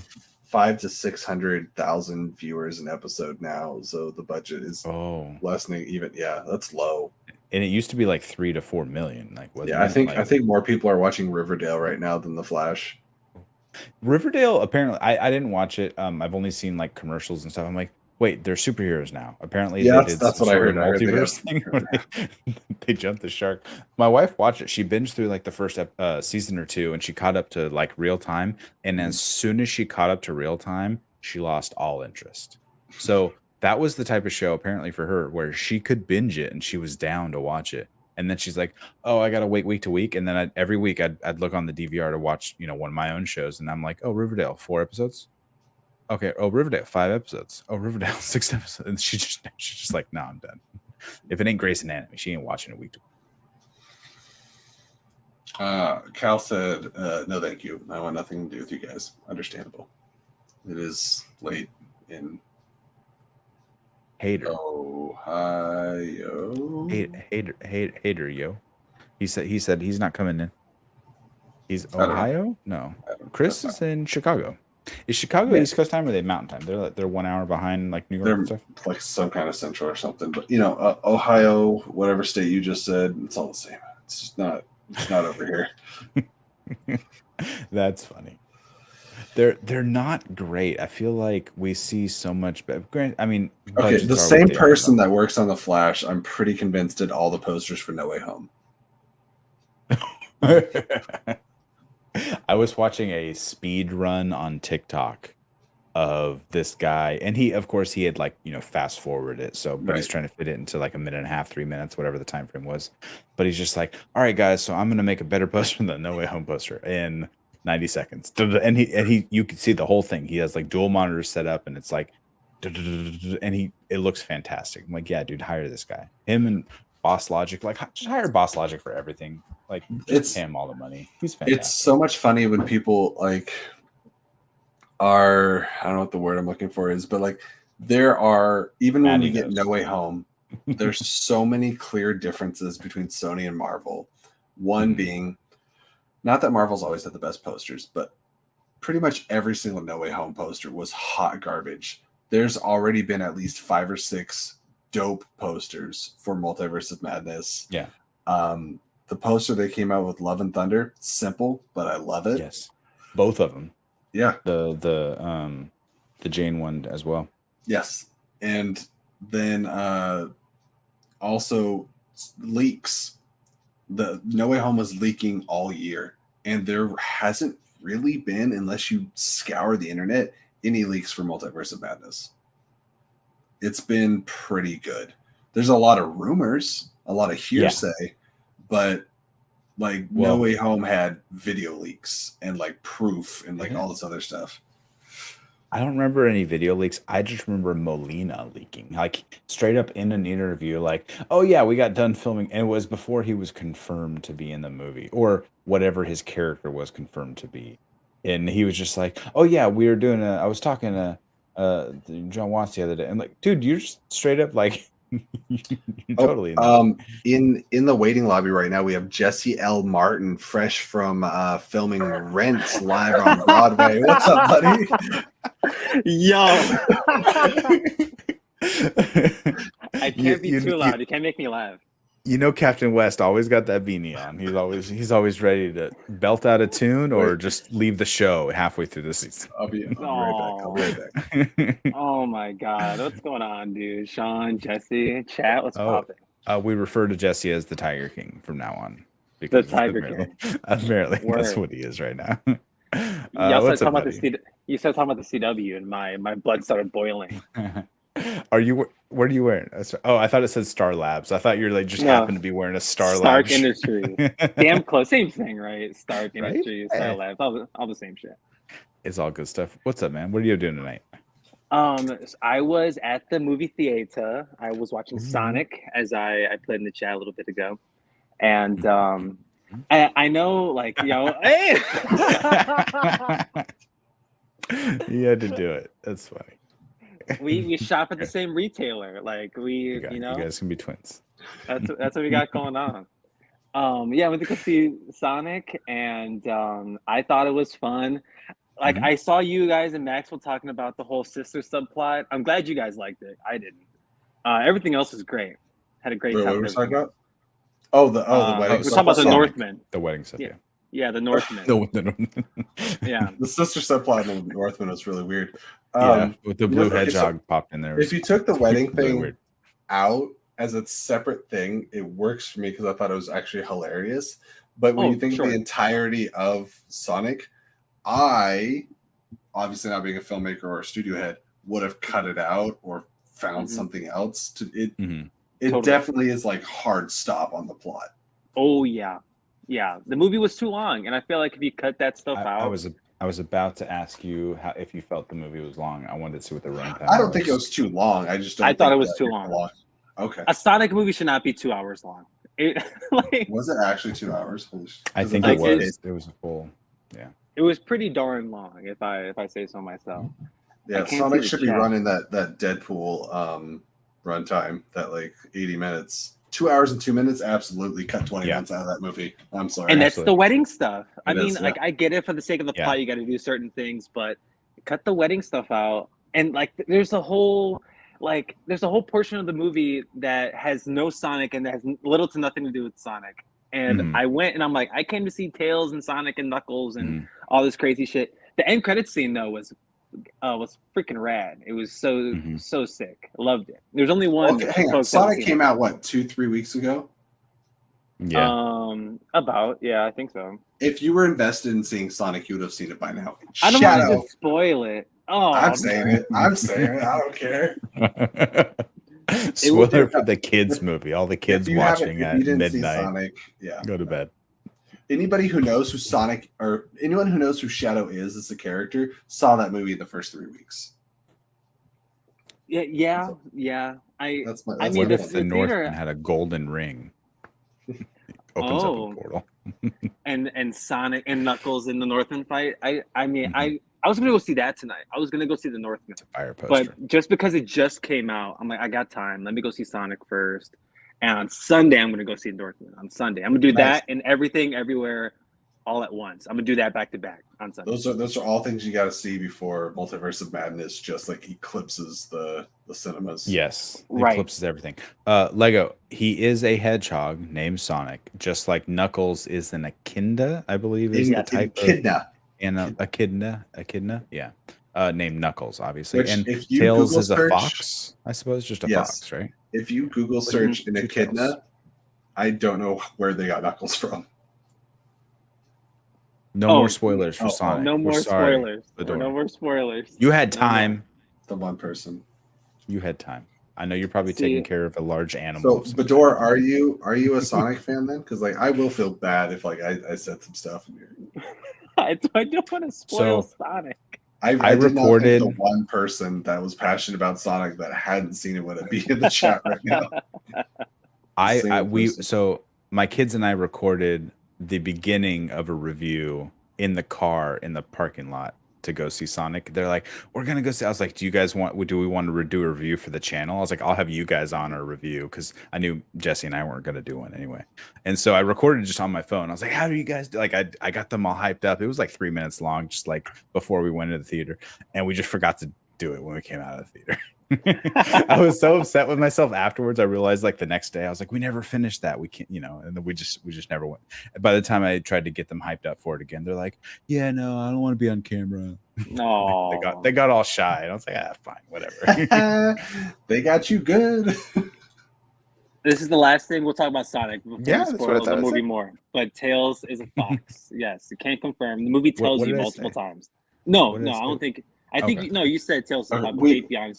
We all agree that Sonic Adventure 2 Battle is the best Sonic game thus far, right? Yeah, definitely did. With the City Escape. I didn't play Sonic for the story. I didn't play too much Sonic. Yeah, damn. Fake. Yeah, Jesse's the only Sonic mark in here. I went to go see Sonic for pure enjoyment. My kid has the most recent story-based one, whatever that is. He has it on his Xbox. Are Sonic games good again? I heard Sonic Colors is pretty fire. That's what I'm thinking of. I don't know what's what. Bring the kitty back. Where's the kitty? Where's the kitty, Bador? Yeah, yo. Dude, I would imagine she got too big. You probably had to let her go. It was crazy, like going on my Facebook page and seeing Bador like just hang out with like exotic animals. Like, Luna was on the stream. Luna visited our channel for a good while. Luna was a lion? Yeah. Lion? Tiger, bear? One of those? Oh, no. I'm sorry to hear that. Well, I hope you feed the dad. I didn't realize that's where Luna went. That's I hope I have to show you guys gets some. No, that's rude. Don't say that. Show us, Jesse. So everyone who knows what Knuckles looks like is based off of this creature. Hang on. Oh, here we go. And you tell me. Should I look it up? No. Yeah. Right, yeah, for sure. Is that Knuckles? It's funny because okay, here we go. I see it now. Yeah, that's Knuckles. Yeah, sure. Because I'm on my phone, right? So I'm doing something on my phone. So everything's delayed. If I'm on a delay, I apologize. But seeing the damn thing pop up, that's 1000% Knuckles. And I hear Idris Elba in my brain when I look at that thing. He was Chris, I need you to sing I'll Cover You reprise. I've never seen Rent. I know. Matt Thomas, wherever he's at, his heart just gets go. Okay, so back in December when I went and picked up Jesse and Matt from the airport for Spectacular, and these motherfuckers at like 1 o'clock in the morning were singing. What song were you singing? In the car on the way back to wherever y'all were staying, they're just going to town. Matt's getting crazy in the passenger. You guys La Vie Boheme. Yeah, La Vie Boheme. Yeah, you guys forget. I had never seen it at the time. I've seen it now, but y'all were getting crazy. When Tick Tick Boom came out, I watched it before I watched Tick Tick Boom. I thought it was good. See, I watched Tick Tick Boom. It was my favorite movie last year, or after really Spider-Man. But then I still have yet to go see Rent in any capacity. Like it's HBO Max. So what I didn't know until recently is apparently the movie Rent has a really bad rap. Yeah. And I'm like, I always thought it was great. Weird. It's crazy how movies can be subjective like that. There was a really easy joke to make there when I said it had a bad rap in it. I could have said his name's Anthony. Because Anthony Rapp is yeah. Anyways, Rent that's jokes. What I thought you were going for. Yeah, not that clever. So we've seen what an echidna looks like. Do you guys know HBO Max if you do want to see it? No shit. Okay, do you guys know what Pokemon this animal is based off of, or vice versa. Hang on, give it a second. Is it the ice cream? There's There's a popular Pokemon based off of this creature. The hell is that? Pikachu? Yeah, No. that's a Pika. Really? Pikachu comes. Yeah, P-I-K-A. Where's the tail? And I need to see a yellow tail. Anyways, Pika. Yeah, Andy, it's Sand Station. Pika. It's definitely the evolved form of an armadillo. I thought of a what's it called? A ratata. I always That's a rat. Wrong. I think that's based off a rat. I think it's a rat too. Yeah. You will be shocked when you find out what Pidgey is based off of. What? I'll give you one guess. It's a seagull. It's a seagull. It's a turtle. 100%. Wait till you see this Pokemon called Squirtle. What starter would you guys pick out of the original 3? Never Bulbasaur. Never. Bulbasaur. Never. No, he's the worst. Earth 2 Chris would pick Bulbasaur. Bulbasaur's vines would help me out way more than Squirtle's dumbass or Charmander setting everything on fire. Let's pump the brakes with the dumbass Squirtle, okay? Let's pump the brakes, all right? Squirtle low-key. Right, Squirtle's glad. If you pick Charmander and you can get through that very first gym battle, Charmander was the best because of his later in game stuff. And as long as you picked up like a Caterpie, you could get a Butterfree and just use Confusion on everything that was anything rock and just get yourself through that first gym battle. So Charmander is the correct answer. Yeah, especially I don't think it was in the original Red and Blue where I don't think Charizard could learn Fly and actually use Fly. I think you had to have a flying type, if I'm remembering right. But in the later games, he could learn Fly and you could use him as like to fly city. So you didn't need a second flying type in your party. But I could be wrong on that. I could be way off. Charizard's such a kick-ass. Charizard's my favorite out of the final evolutions of those 3 starters. But Jesse, or Sean, did you pick one too? Yeah, it'd be Charizard or Charmander or Squirtle for sure. But I think Jesse said Bulbasaur, right? Easy way. I did. Word. I think there's no incorrect answer, but Charmander is the correct answer. If that makes any sense. I just think picking Bulbasaur is the easiest way to start the game to get through the first like 2 hours of the game because it'll kill all the bug types on your way to the first gym, and then grass is strong against rock, so it'll kill that gym leader as well. And then by then you hopefully round out your team with other things. I didn't know you were such a big Pokemon guy, Sean. I played all the Pokemons. I think I didn't play all of them. I think I fell off when like Nintendo DS was hitting big, like the flip screen one. Like I had like the the old 3D. That was that Diamond and Pearl. I think it's the one I started on. Guys, I'm pretty hyped for the new one. Violet. I started on old school, the first Game Boy with Red. That's how I learned how to read playing Pokemon Red. Like wow. I was like that's how I learned how to like speed read. Because you can read in second, third grade, whatever it is. Sure. But like I was in like 4th grade, I think, when I got that, and that's the way because you're reading the dialogue so quick and just mashing A, just to get through it. And like it helps you pick it up quickly, so you actually like retaining information with what you're reading, which is not a lot. Hey kids, hey parents, let your kids play video game. It's good for them, as long as they're reading the shit and not just mashing the button, which is what I gotta tell my kids to do. You were gonna say something, Jesse? I might have, but I really don't remember. What's you guys' favorite Pokemon? Like of any? Man. Of any? Why is Pokemon Snap the best Pokemon game? Ooh, I love Pokemon Snap on N64. Ooh. Here we go. Yeah, well, I'm a big the new one's fire. I'm a big what's it called? Oh, Yu-Gi-Oh! Yeah, I mean like the anime or the card game. But Digimon's better than both. Ooh, Digimon's fire. I love Digimon. I used to play in Yu-Gi-Oh! Card tournaments. The Digimon movie had the best songs. I'm learning so much about Sean in this conversation. Yo, I had a Jinzo trap deck, and I would wipe people up. And then it got too complicated when they started putting out more and more and more stuff, which I think is the same thing that happened like Magic the Gathering for me at least, because I hopped in way too late. I tried to learn Magic and I was just lost, and I couldn't get with it.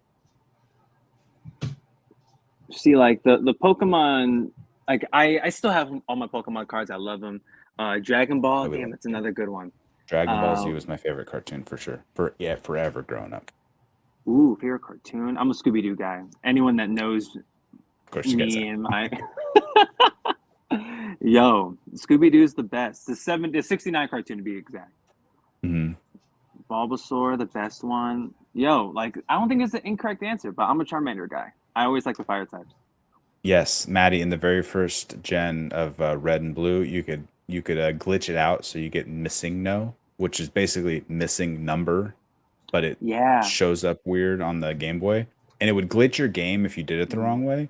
But you could make unlimited like Master Balls, and you just catch all the Pokemon you saw in the wild. Yeah. That's what I used to do.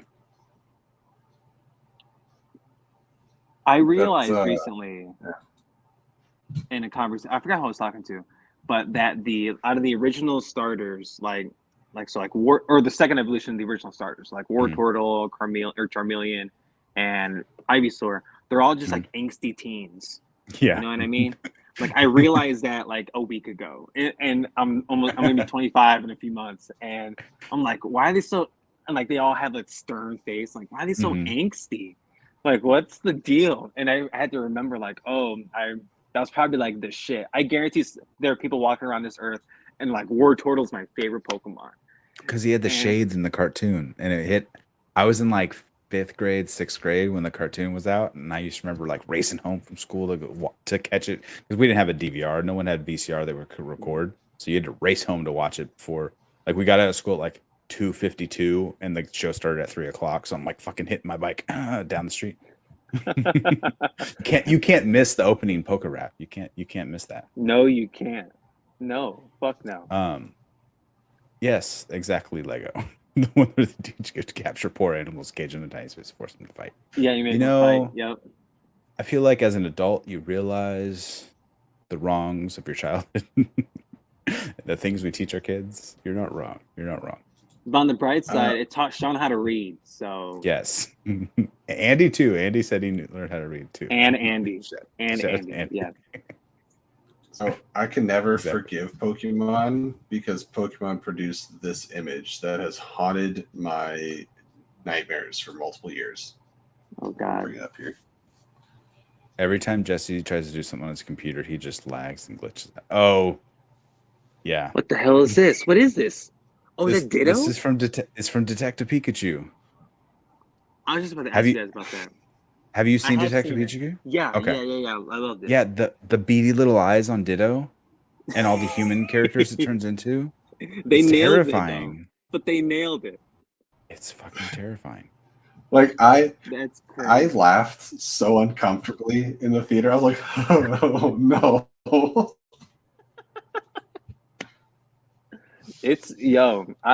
That movie, I think it came out the same year as Ready Player One, if I'm not mistaken. And I know that movie got a lot of shit too, but man, those are such fun theater experiences, like with the packed crowd. Like they were so much fun. I loved them, especially BDI Ditto Human. Like I forgot that was in there. It came out in 2019. Sorry, I was trying to close this. Oh, that's fine. I swear Detective Pikachu was like 5 years ago. It only came out. Was it 17? No, 2019. I thought it was like 17 or 16, to be honest. In my head. Holy shit! It came out in 19. And Ready Player One was 18. Ah, word. I was in college. All those years blended together. I really like both those. Detective Pikachu. I mean, I can't watch Ryan Reynolds without thinking of Deadpool nowadays. Guys, avert your eyes. Spider-Man's here, and he doesn't have his mask on. Turn around. I might just look vaguely off to the right. Speaking of great cartoons. Spider-Man, yes. I grew up.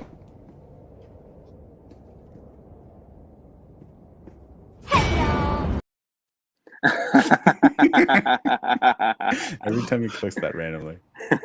I like Miss Minutes. Maddie, tweet at us, tag us. I think I missed it. Let me see didn't. That. I didn't see, or just send us a message.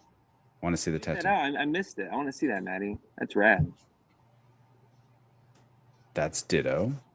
Welcome to Jesse's Nightmares. Yes, ditto. The little alien in the pod and had to stop it from dying. Are you talking about a Tamagotchi? I had a Tamagotchi. That shit used to go off in class all the time. I thought you were thinking of Mewtwo. I'm like, what? I thought you were talking about Abin Sur from Green Lantern. The little alien. That's a little big alien pod. Hell of a reference there, Jesse. Andy, I don't remember the ins and outs of the rules of playing the Yu-Gi-Oh card game. It was you don't remember the inzos or 20 years outzos? ago. I'm just no. God damn it. No, Jesse's done for the night. I think he's tapping out. You can't do shit. The inzos, nonzos. Just terrible. I thought it was funny, Jesse. I thought it was funny. You know, we are hitting about the 2 hour mark, so it might be time to wrap the show anyway. unless Jesse's over there glitching out trying to find one more thing to throw on screen and terrify us again. I want to hear the favorite Pokemon answer before I leave. What? The favorite overall all-time favorite Pokemon, starter or not. I want to hear it. I think my favorite game to this day is still Pokemon Yellow because of Pikachu. Because you could basically play through the show, and that was like the thing that everyone wanted. Everyone was always so pissed off as a kid, like, this isn't the show. Like, why isn't Brock and why isn't Brock and Misty coming with me on my adventure? You know, like that type of thing. Right. I loved. I want to know if Fedor my loved Shang-Chi when you got to actually see like the Ninetales from the Chinese lore. Mm-hmm. Ninetales is a beautiful Pokemon. It's a Vulpix, right? And then it goes into Ninetales? Yeah. Mm-hmm. Beautiful Pokemon. Even though the practicality doesn't make sense, Rapidash is super sick. It's always the Fire Boys. Like Rapidash or Arcanine are super cool. Mm-hmm. I would love an Arcanine because it's like nobody fucks with Arcanine. Arcanine was like a beast, like a huge, just a fiery beast. And I always dug Arcanine. But it was always so hard. You didn't get a Growlithe until you were like what? The 7th gym or something, so it was so late in the game, and typically I already had a Charizard by then. So anybody that says Mr. Mime, straight to jail. Yo, Andy with the Blaziken in the chat. Blaziken's a kick-ass, literally kick-ass Pokemon. Yeah, was that Gen 3 starter? I think Blaziken was. That's the Torchic, right? It was 3. It was 3 because 2 was Cyndaquil.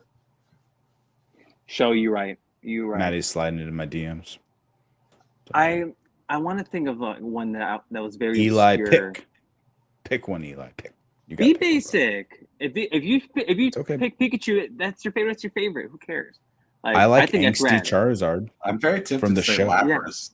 Yeah. I think I love Lapras because I was obsessed with the Loch Ness Monster for so long, and that was Lapras is so cute though. Yeah. Okay, Maddie, I remember I did see that tattoo. I think you put it in a group chat. That was the first, like, in my opinion, I loved art as a kid, at least especially in like middle school. I drew that exact same picture, Super Saiyan 2 Gohan, fighting Cell in the Cell games. I drew that exact one, like beat for beat. I did like a side by side, and like I drew it from like having another picture. But it was I was like, I'm gonna be an artist, and then it took me fucking weeks. It took me so long. I was like, I can't do this. It takes too long. I don't have the patience. No, I'm not that good. No thank you. Eli said Pikachu in the chat, and there's nothing wrong with Pikachu being your favorite. Just because Pikachu's the mascot doesn't mean it's a bad thing. Good for you, Eli. Embrace that. And plus, they had Pikachu everywhere, like all over the Super Smash Brothers game too. So I used to play Pikachu at the time on Smash. It's so easy to find Pikachu merch. I can't find. I can't judge. My favorite comic book character is Batman, and I feel like that is the comic book equivalent of Pikachu, right? Same thing with Spider-Man. Same thing. I got Superman back here on the wall. You like Superman, Batman, it's okay to be basic. Yeah, like so Spider-Man's one of my favorite characters in fiction, let alone comics, Like there's nothing wrong with like in the whatever's the basic thing. But for Pokemon, one that adored when I was really into it and watching the show and the card game. Really obscure. I was a big Ambipom Pokemon. Fascinating. I was loved, like, normal types were my thing for a minute. Like, I don't know what it was, but Ambipom was my favorite. Just like the monkey ones, like that one. And what was it? Not Mankey. No, I'm thinking of the fire one. It was a starter, like a little bit later. It was Chimchar's. Oh, final yeah, it turns to Infernape. Infernape, yes. Yeah. Yes, Jesse, thank you. Like, Infernape was also my guy. I love Infernape so much. Holy shit. The ones that when you could finally have dual types, the best. Yes. So you weren't stuck with just one end of whatever. I'm glad no one in the chat. This is gonna sound cross, but I'm low-key still spooked. Yes, bam, loved it, badass. But I was always spooked by Dragonite because of how they presented the character, or how they presented it in the show, and like Dragonite was always just like.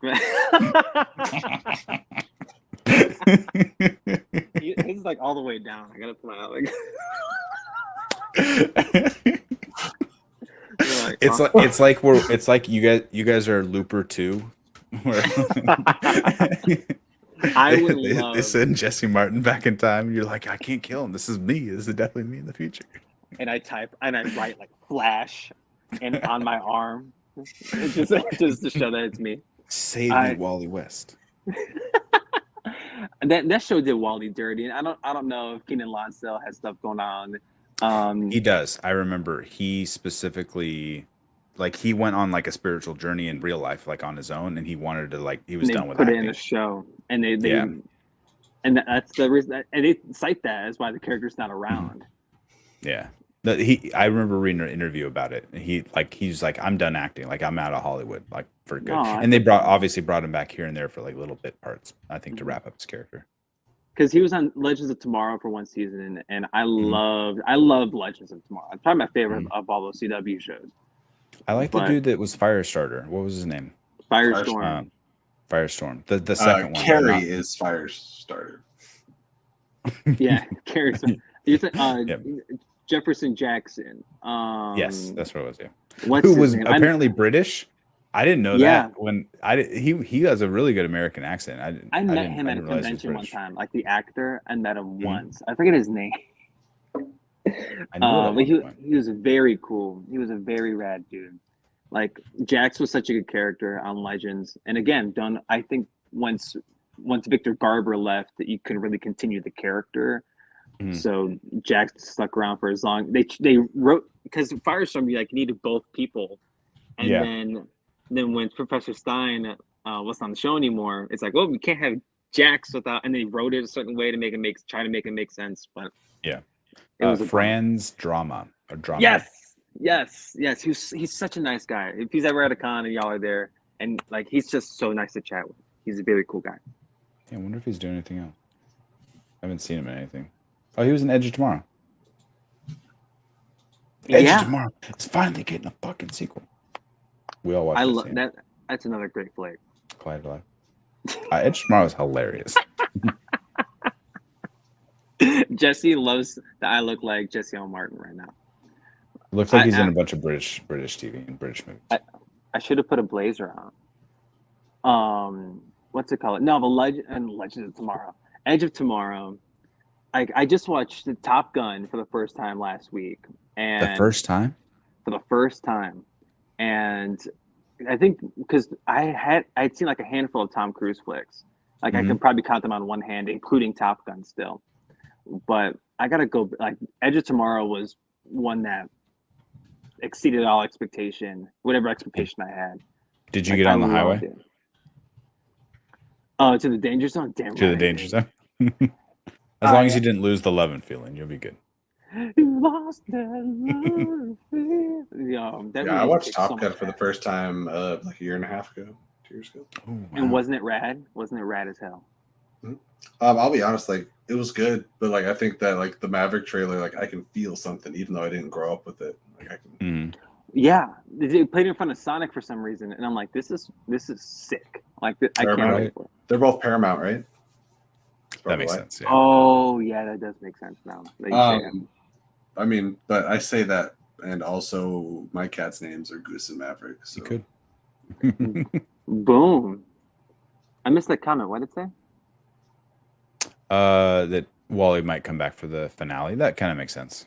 I hope so, because I think Just this next season is going to be their last, because Grant's going to go to the movie. That's not. I mean, that's a whole nother thing. That's a whole different speakeasy for a different day. I'm so curious. We were kind of arguing about that in our group chat the other day too. Like, I think that Warner Brothers will respond. They just can't like jump to response in the moment about everything that's happening with Ezra. My understanding is that David Zaslav suffers no fools, and I think there's going to be a lot of shit happening. In the next That's the new Discovery guy, right? Yeah. Yeah. And forgive me for being sour after like 5 straight years at least of Warner Brothers just being top dog of idiots. And so, yeah, they're under new ownership now, and I need to let that kind of permeate and marinate and see what happens. But I'm just, yeah. I also just noticed that. I didn't realize Jason's name. Dude, it was literally like 15 minutes ago. He's like Chris, but with less flavor. Yeah. It's because Jesse and I love Coles equally, and It had something to do with you said something about the shirt about like twins or something, and I just changed it. We shop the same retailer. Yeah. But I think that the Flash, after all this whole big kerfuffle, they might just dump it. Like Discovery might just be like, we're done. Pull the plug, and then they're just gonna try to plug it back in like in 5 years. They have a year to rewrite the ending. They could still use the movie and everything that it's currently set up to be, but literally redo the ending to just be like, all right, cool. He went back in time to reset everything, and now he doesn't exist anymore. Or he looks different. He just moved on. I mean,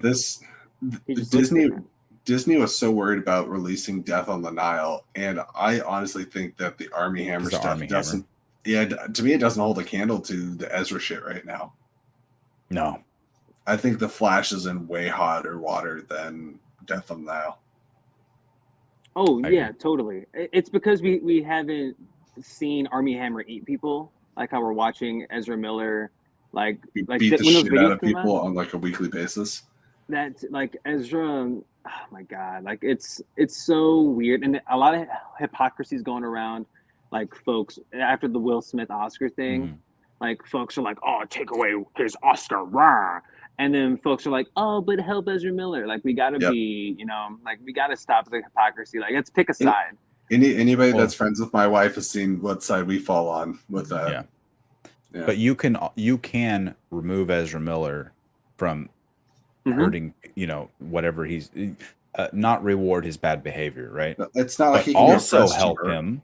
Yeah. It doesn't mean you need to leave him in place. You can remove him, but also get him the help he needs and deserves. Oh, totally. But there's I just hate the idea of like, let's just be angry towards one thing. Yeah. I'm not saying both situations are the same, but like, let's be angry towards one thing and sympathetic towards the other. Like, we don't know all the context for either one of their situations, but we do know one thing. It's these big celebrities, these A-list celebrities that are doing these things in public, and like they're hurting people in the process, whether emotionally or physically in some cases. So like, let's just be. Let's start with getting them out of Hawaii. Yeah. Hawaii doesn't deserve your madness. Dan nails it on the head too. Yeah. Ezra is in the movie twice from what we've seen in the trailer. And Army was just one of an ensemble, so that makes a lot of sense. But also like Will Smith, they hid Army Hammer too from the trailer. Army's in Death of the Nile more than Gal Gadot. Is it really? I'm guessing nobody saw it too. I did. I didn't see it. I haven't seen the first one, though. This second one looked interesting. Maybe want to go back and see the first one. I just didn't have time. It's not. It sucks. But with Will Smith, he seems sorry for his actions. He put out very public statements and is actually trying to make amends in a way. I think it's but also too is getting not in trouble, getting punished, I guess, by the Academy for his actions, which apparently Ezra is not. He's not getting punished for anything, and he doesn't seem to be sorry for his actions. So like but then still getting so much hate because it feels like overreaction versus underreaction. I feel like they're not doing enough both for and with Ezra, and I don't know, personally I think the Will Smith thing was quite extreme. I would have reeled it back about 10 notches on the retaliation, but hey, well, it's the thing about measuring people's pasts and what becomes consistent behaviors. I mean, we got a whole trial dealing with that right now, right? And anyways, I don't know, that's a whole thing you get into. You can make a whole another 3-hour speakeasy on that topic. Uncle Mike Tyson? Is that who you're talking about, Maddie? Because Mike Tyson will set him straight if that's who you're talking about. Prison Mike. What about Prison Mike? Why can't he just hang out with like Pigeon Mike? Pigeon Conchu. You'll be sorry when I'm done with you. The moral of the story is that Flash movie, it went like when I did my top 10 most anticipated of the year in January, and I'm like, oh, Flash looks rad. Like, I can't wait to see the Flash. And they did the reshoots thing. I'm like, okay, a little scary, okay, cool. But Ezra, he only had the one little incident at the time. And then all this stuff happened the last couple of weeks, and the lack of word, yes. And then like there's been all this stuff with Ezra, and I'm like, you know what? I'm cool. Like I don't want to say I won't see this movie because I will. I will 1,000%. It's an obligation. We're geeks. It's an obligation. I'm a sheep, I'm well aware that I will fall. We don't have to see it twice. I saw Suicide Squad both times. The original, the 2016 film, because I was in denial the first time, so I went to go see it again. But I'm gonna go see it, and I'm gonna be a hypocrite and support whatever this movie, but that doesn't. I'd be surprised if they kept going with more of this main line. Is that like the Oscars playing me off? You just put the picture up? No, it's just whenever every time you're monologuing, we got to put the right headshot up. I gotta watch Rent now. Here, I'll watch Rent and I'll come back on the speakeasy and we'll talk about it. It's very similar in tone to Tick Tick Boom when it comes to story beats and stuff like that. You could tell where the inspiration came from for sure. Absolutely. Like, I love Tick Tick Boom. I don't love it as much as Taylor Robinson does, but like right. I admire her devotion. She's like, I'm gonna do reactions to Tick Tick Boom. It came out 4 months ago. I admire the hell. I watch all of her Tick Tick Boom content, all of it. Like every single piece, I absorb it. You, Taylor, and I have something in common though. We all really love one movie. Scooby-Doo 2002. Yep. Where are you going with this? It's so good, y'all. It's like, the best. I know folks are like I did a whole. I can do a whole podcast. Okay, I got this. Movie. We need to have this. We need to reach out to Drew and Video Chronic and get on one of their Video Chronic trivia things. And it's I would die. Taylor. You, me, and Taylor. I would die. I promise I won't study for it. You know what? No, I lied. I probably will watch it one more time. Yes, Eli. Yes, it's so Scooby-Doo 2002. Like it's probably top 15 favorite movies of all time. Like I think it's one of the most quintessential pieces of Scooby-Doo media. Is there a Mr. Good. Do here? Melvin Do? Nah, Scooby. And then they pay the joke off again later. Don't you know? Oh my god! I haven't seen that movie in a hot, probably since 2002. I think I saw it at least a couple times. That movie only gets funnier the older you get. Hands off my breasts, son. And like there's a part of the movie with the Coast Guard that is so damn weird and out of place. Like, just it's so sinister and it has nothing to do with the main plot. There's no follow through. So we talk about the difference between like great follow through and a joke, and then a joke that works because there's no follow through. Right. Oh my god. And you can just tell this movie was supposed to be rated R. Like you can tell just by looking at it that they're supposed to be all this crazy shit, and they just dialed it back because Warner Brothers was like, we want kids to see this. Yeah, James Gunn wrote it, right?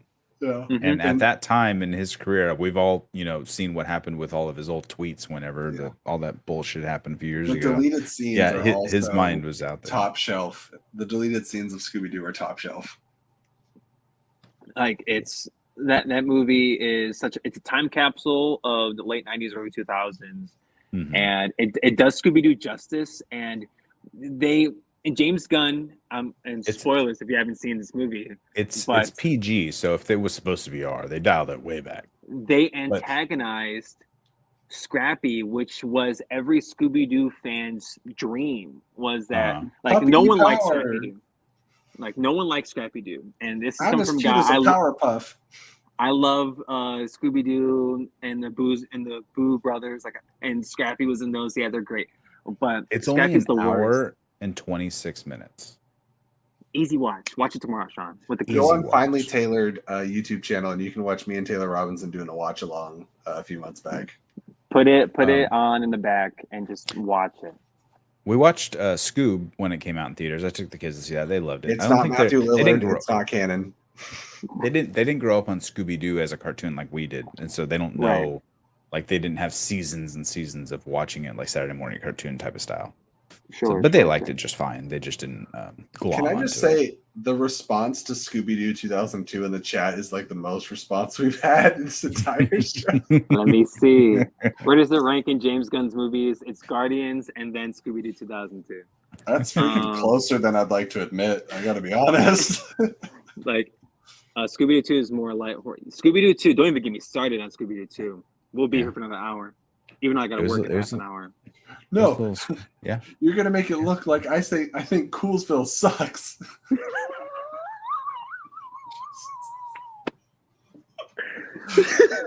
I think Coolsville sucks. Oh my god! Yeah, he was right out of all the Trumbo stuff. Yeah, I don't know who Stuart Gordon is though. Those two movies. Chris might be the only person that if I said I'm a lover boy of George Clooney in proportions, Chris would know what I'm talking about. Nobody else. My love for those movies, like when I tell you, like Rajna Gosnell's masterpieces are a part of my if I had a Mount Rushmore of film, if I would put those collective 3 hours of movie and one head. It's so good. Welker got paid though. He signed up for it.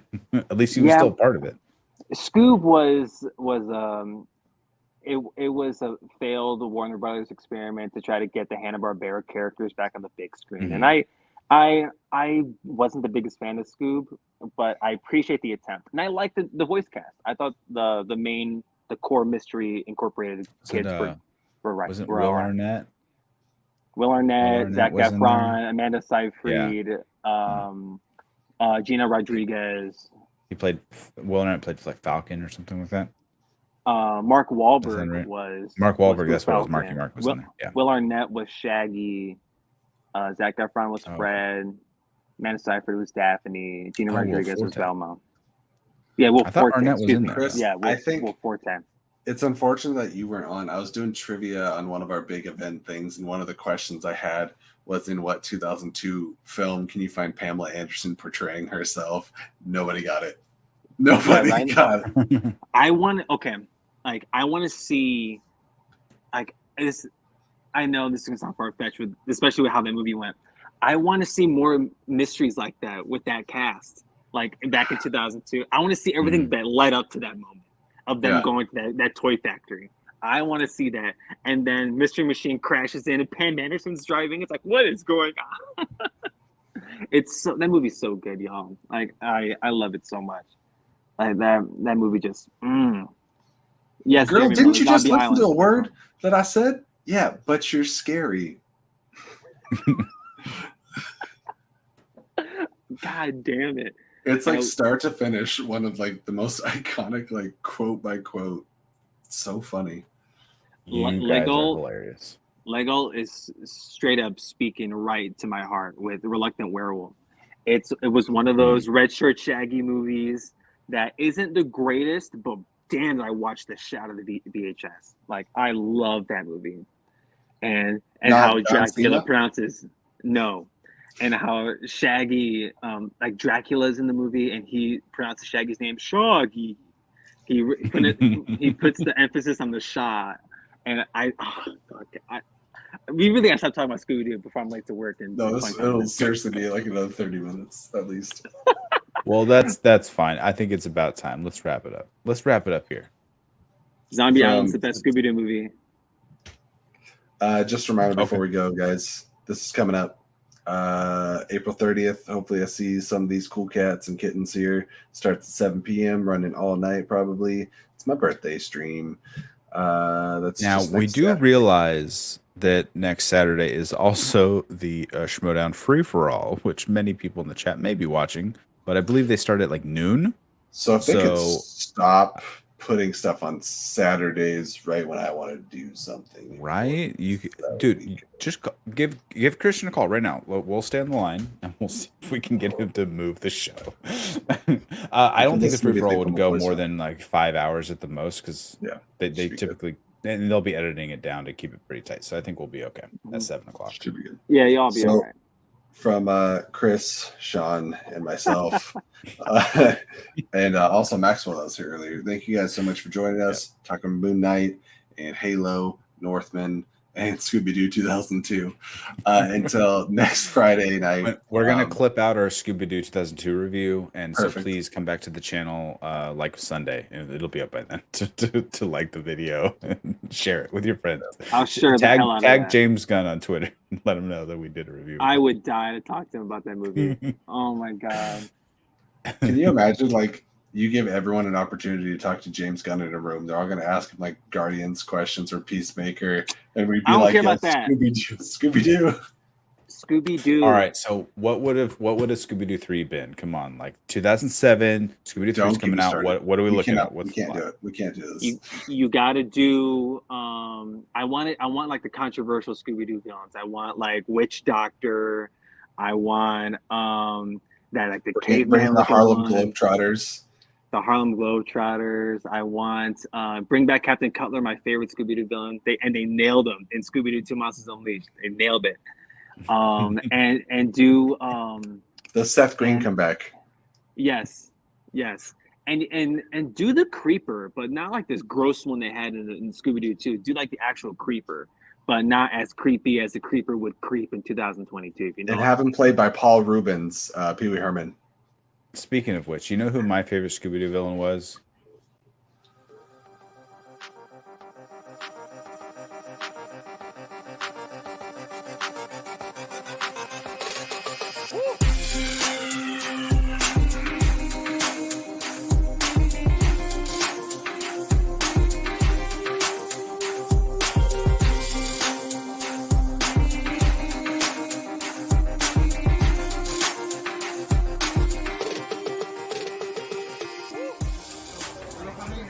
This is the sound of dun, dun, dun, dun, dun.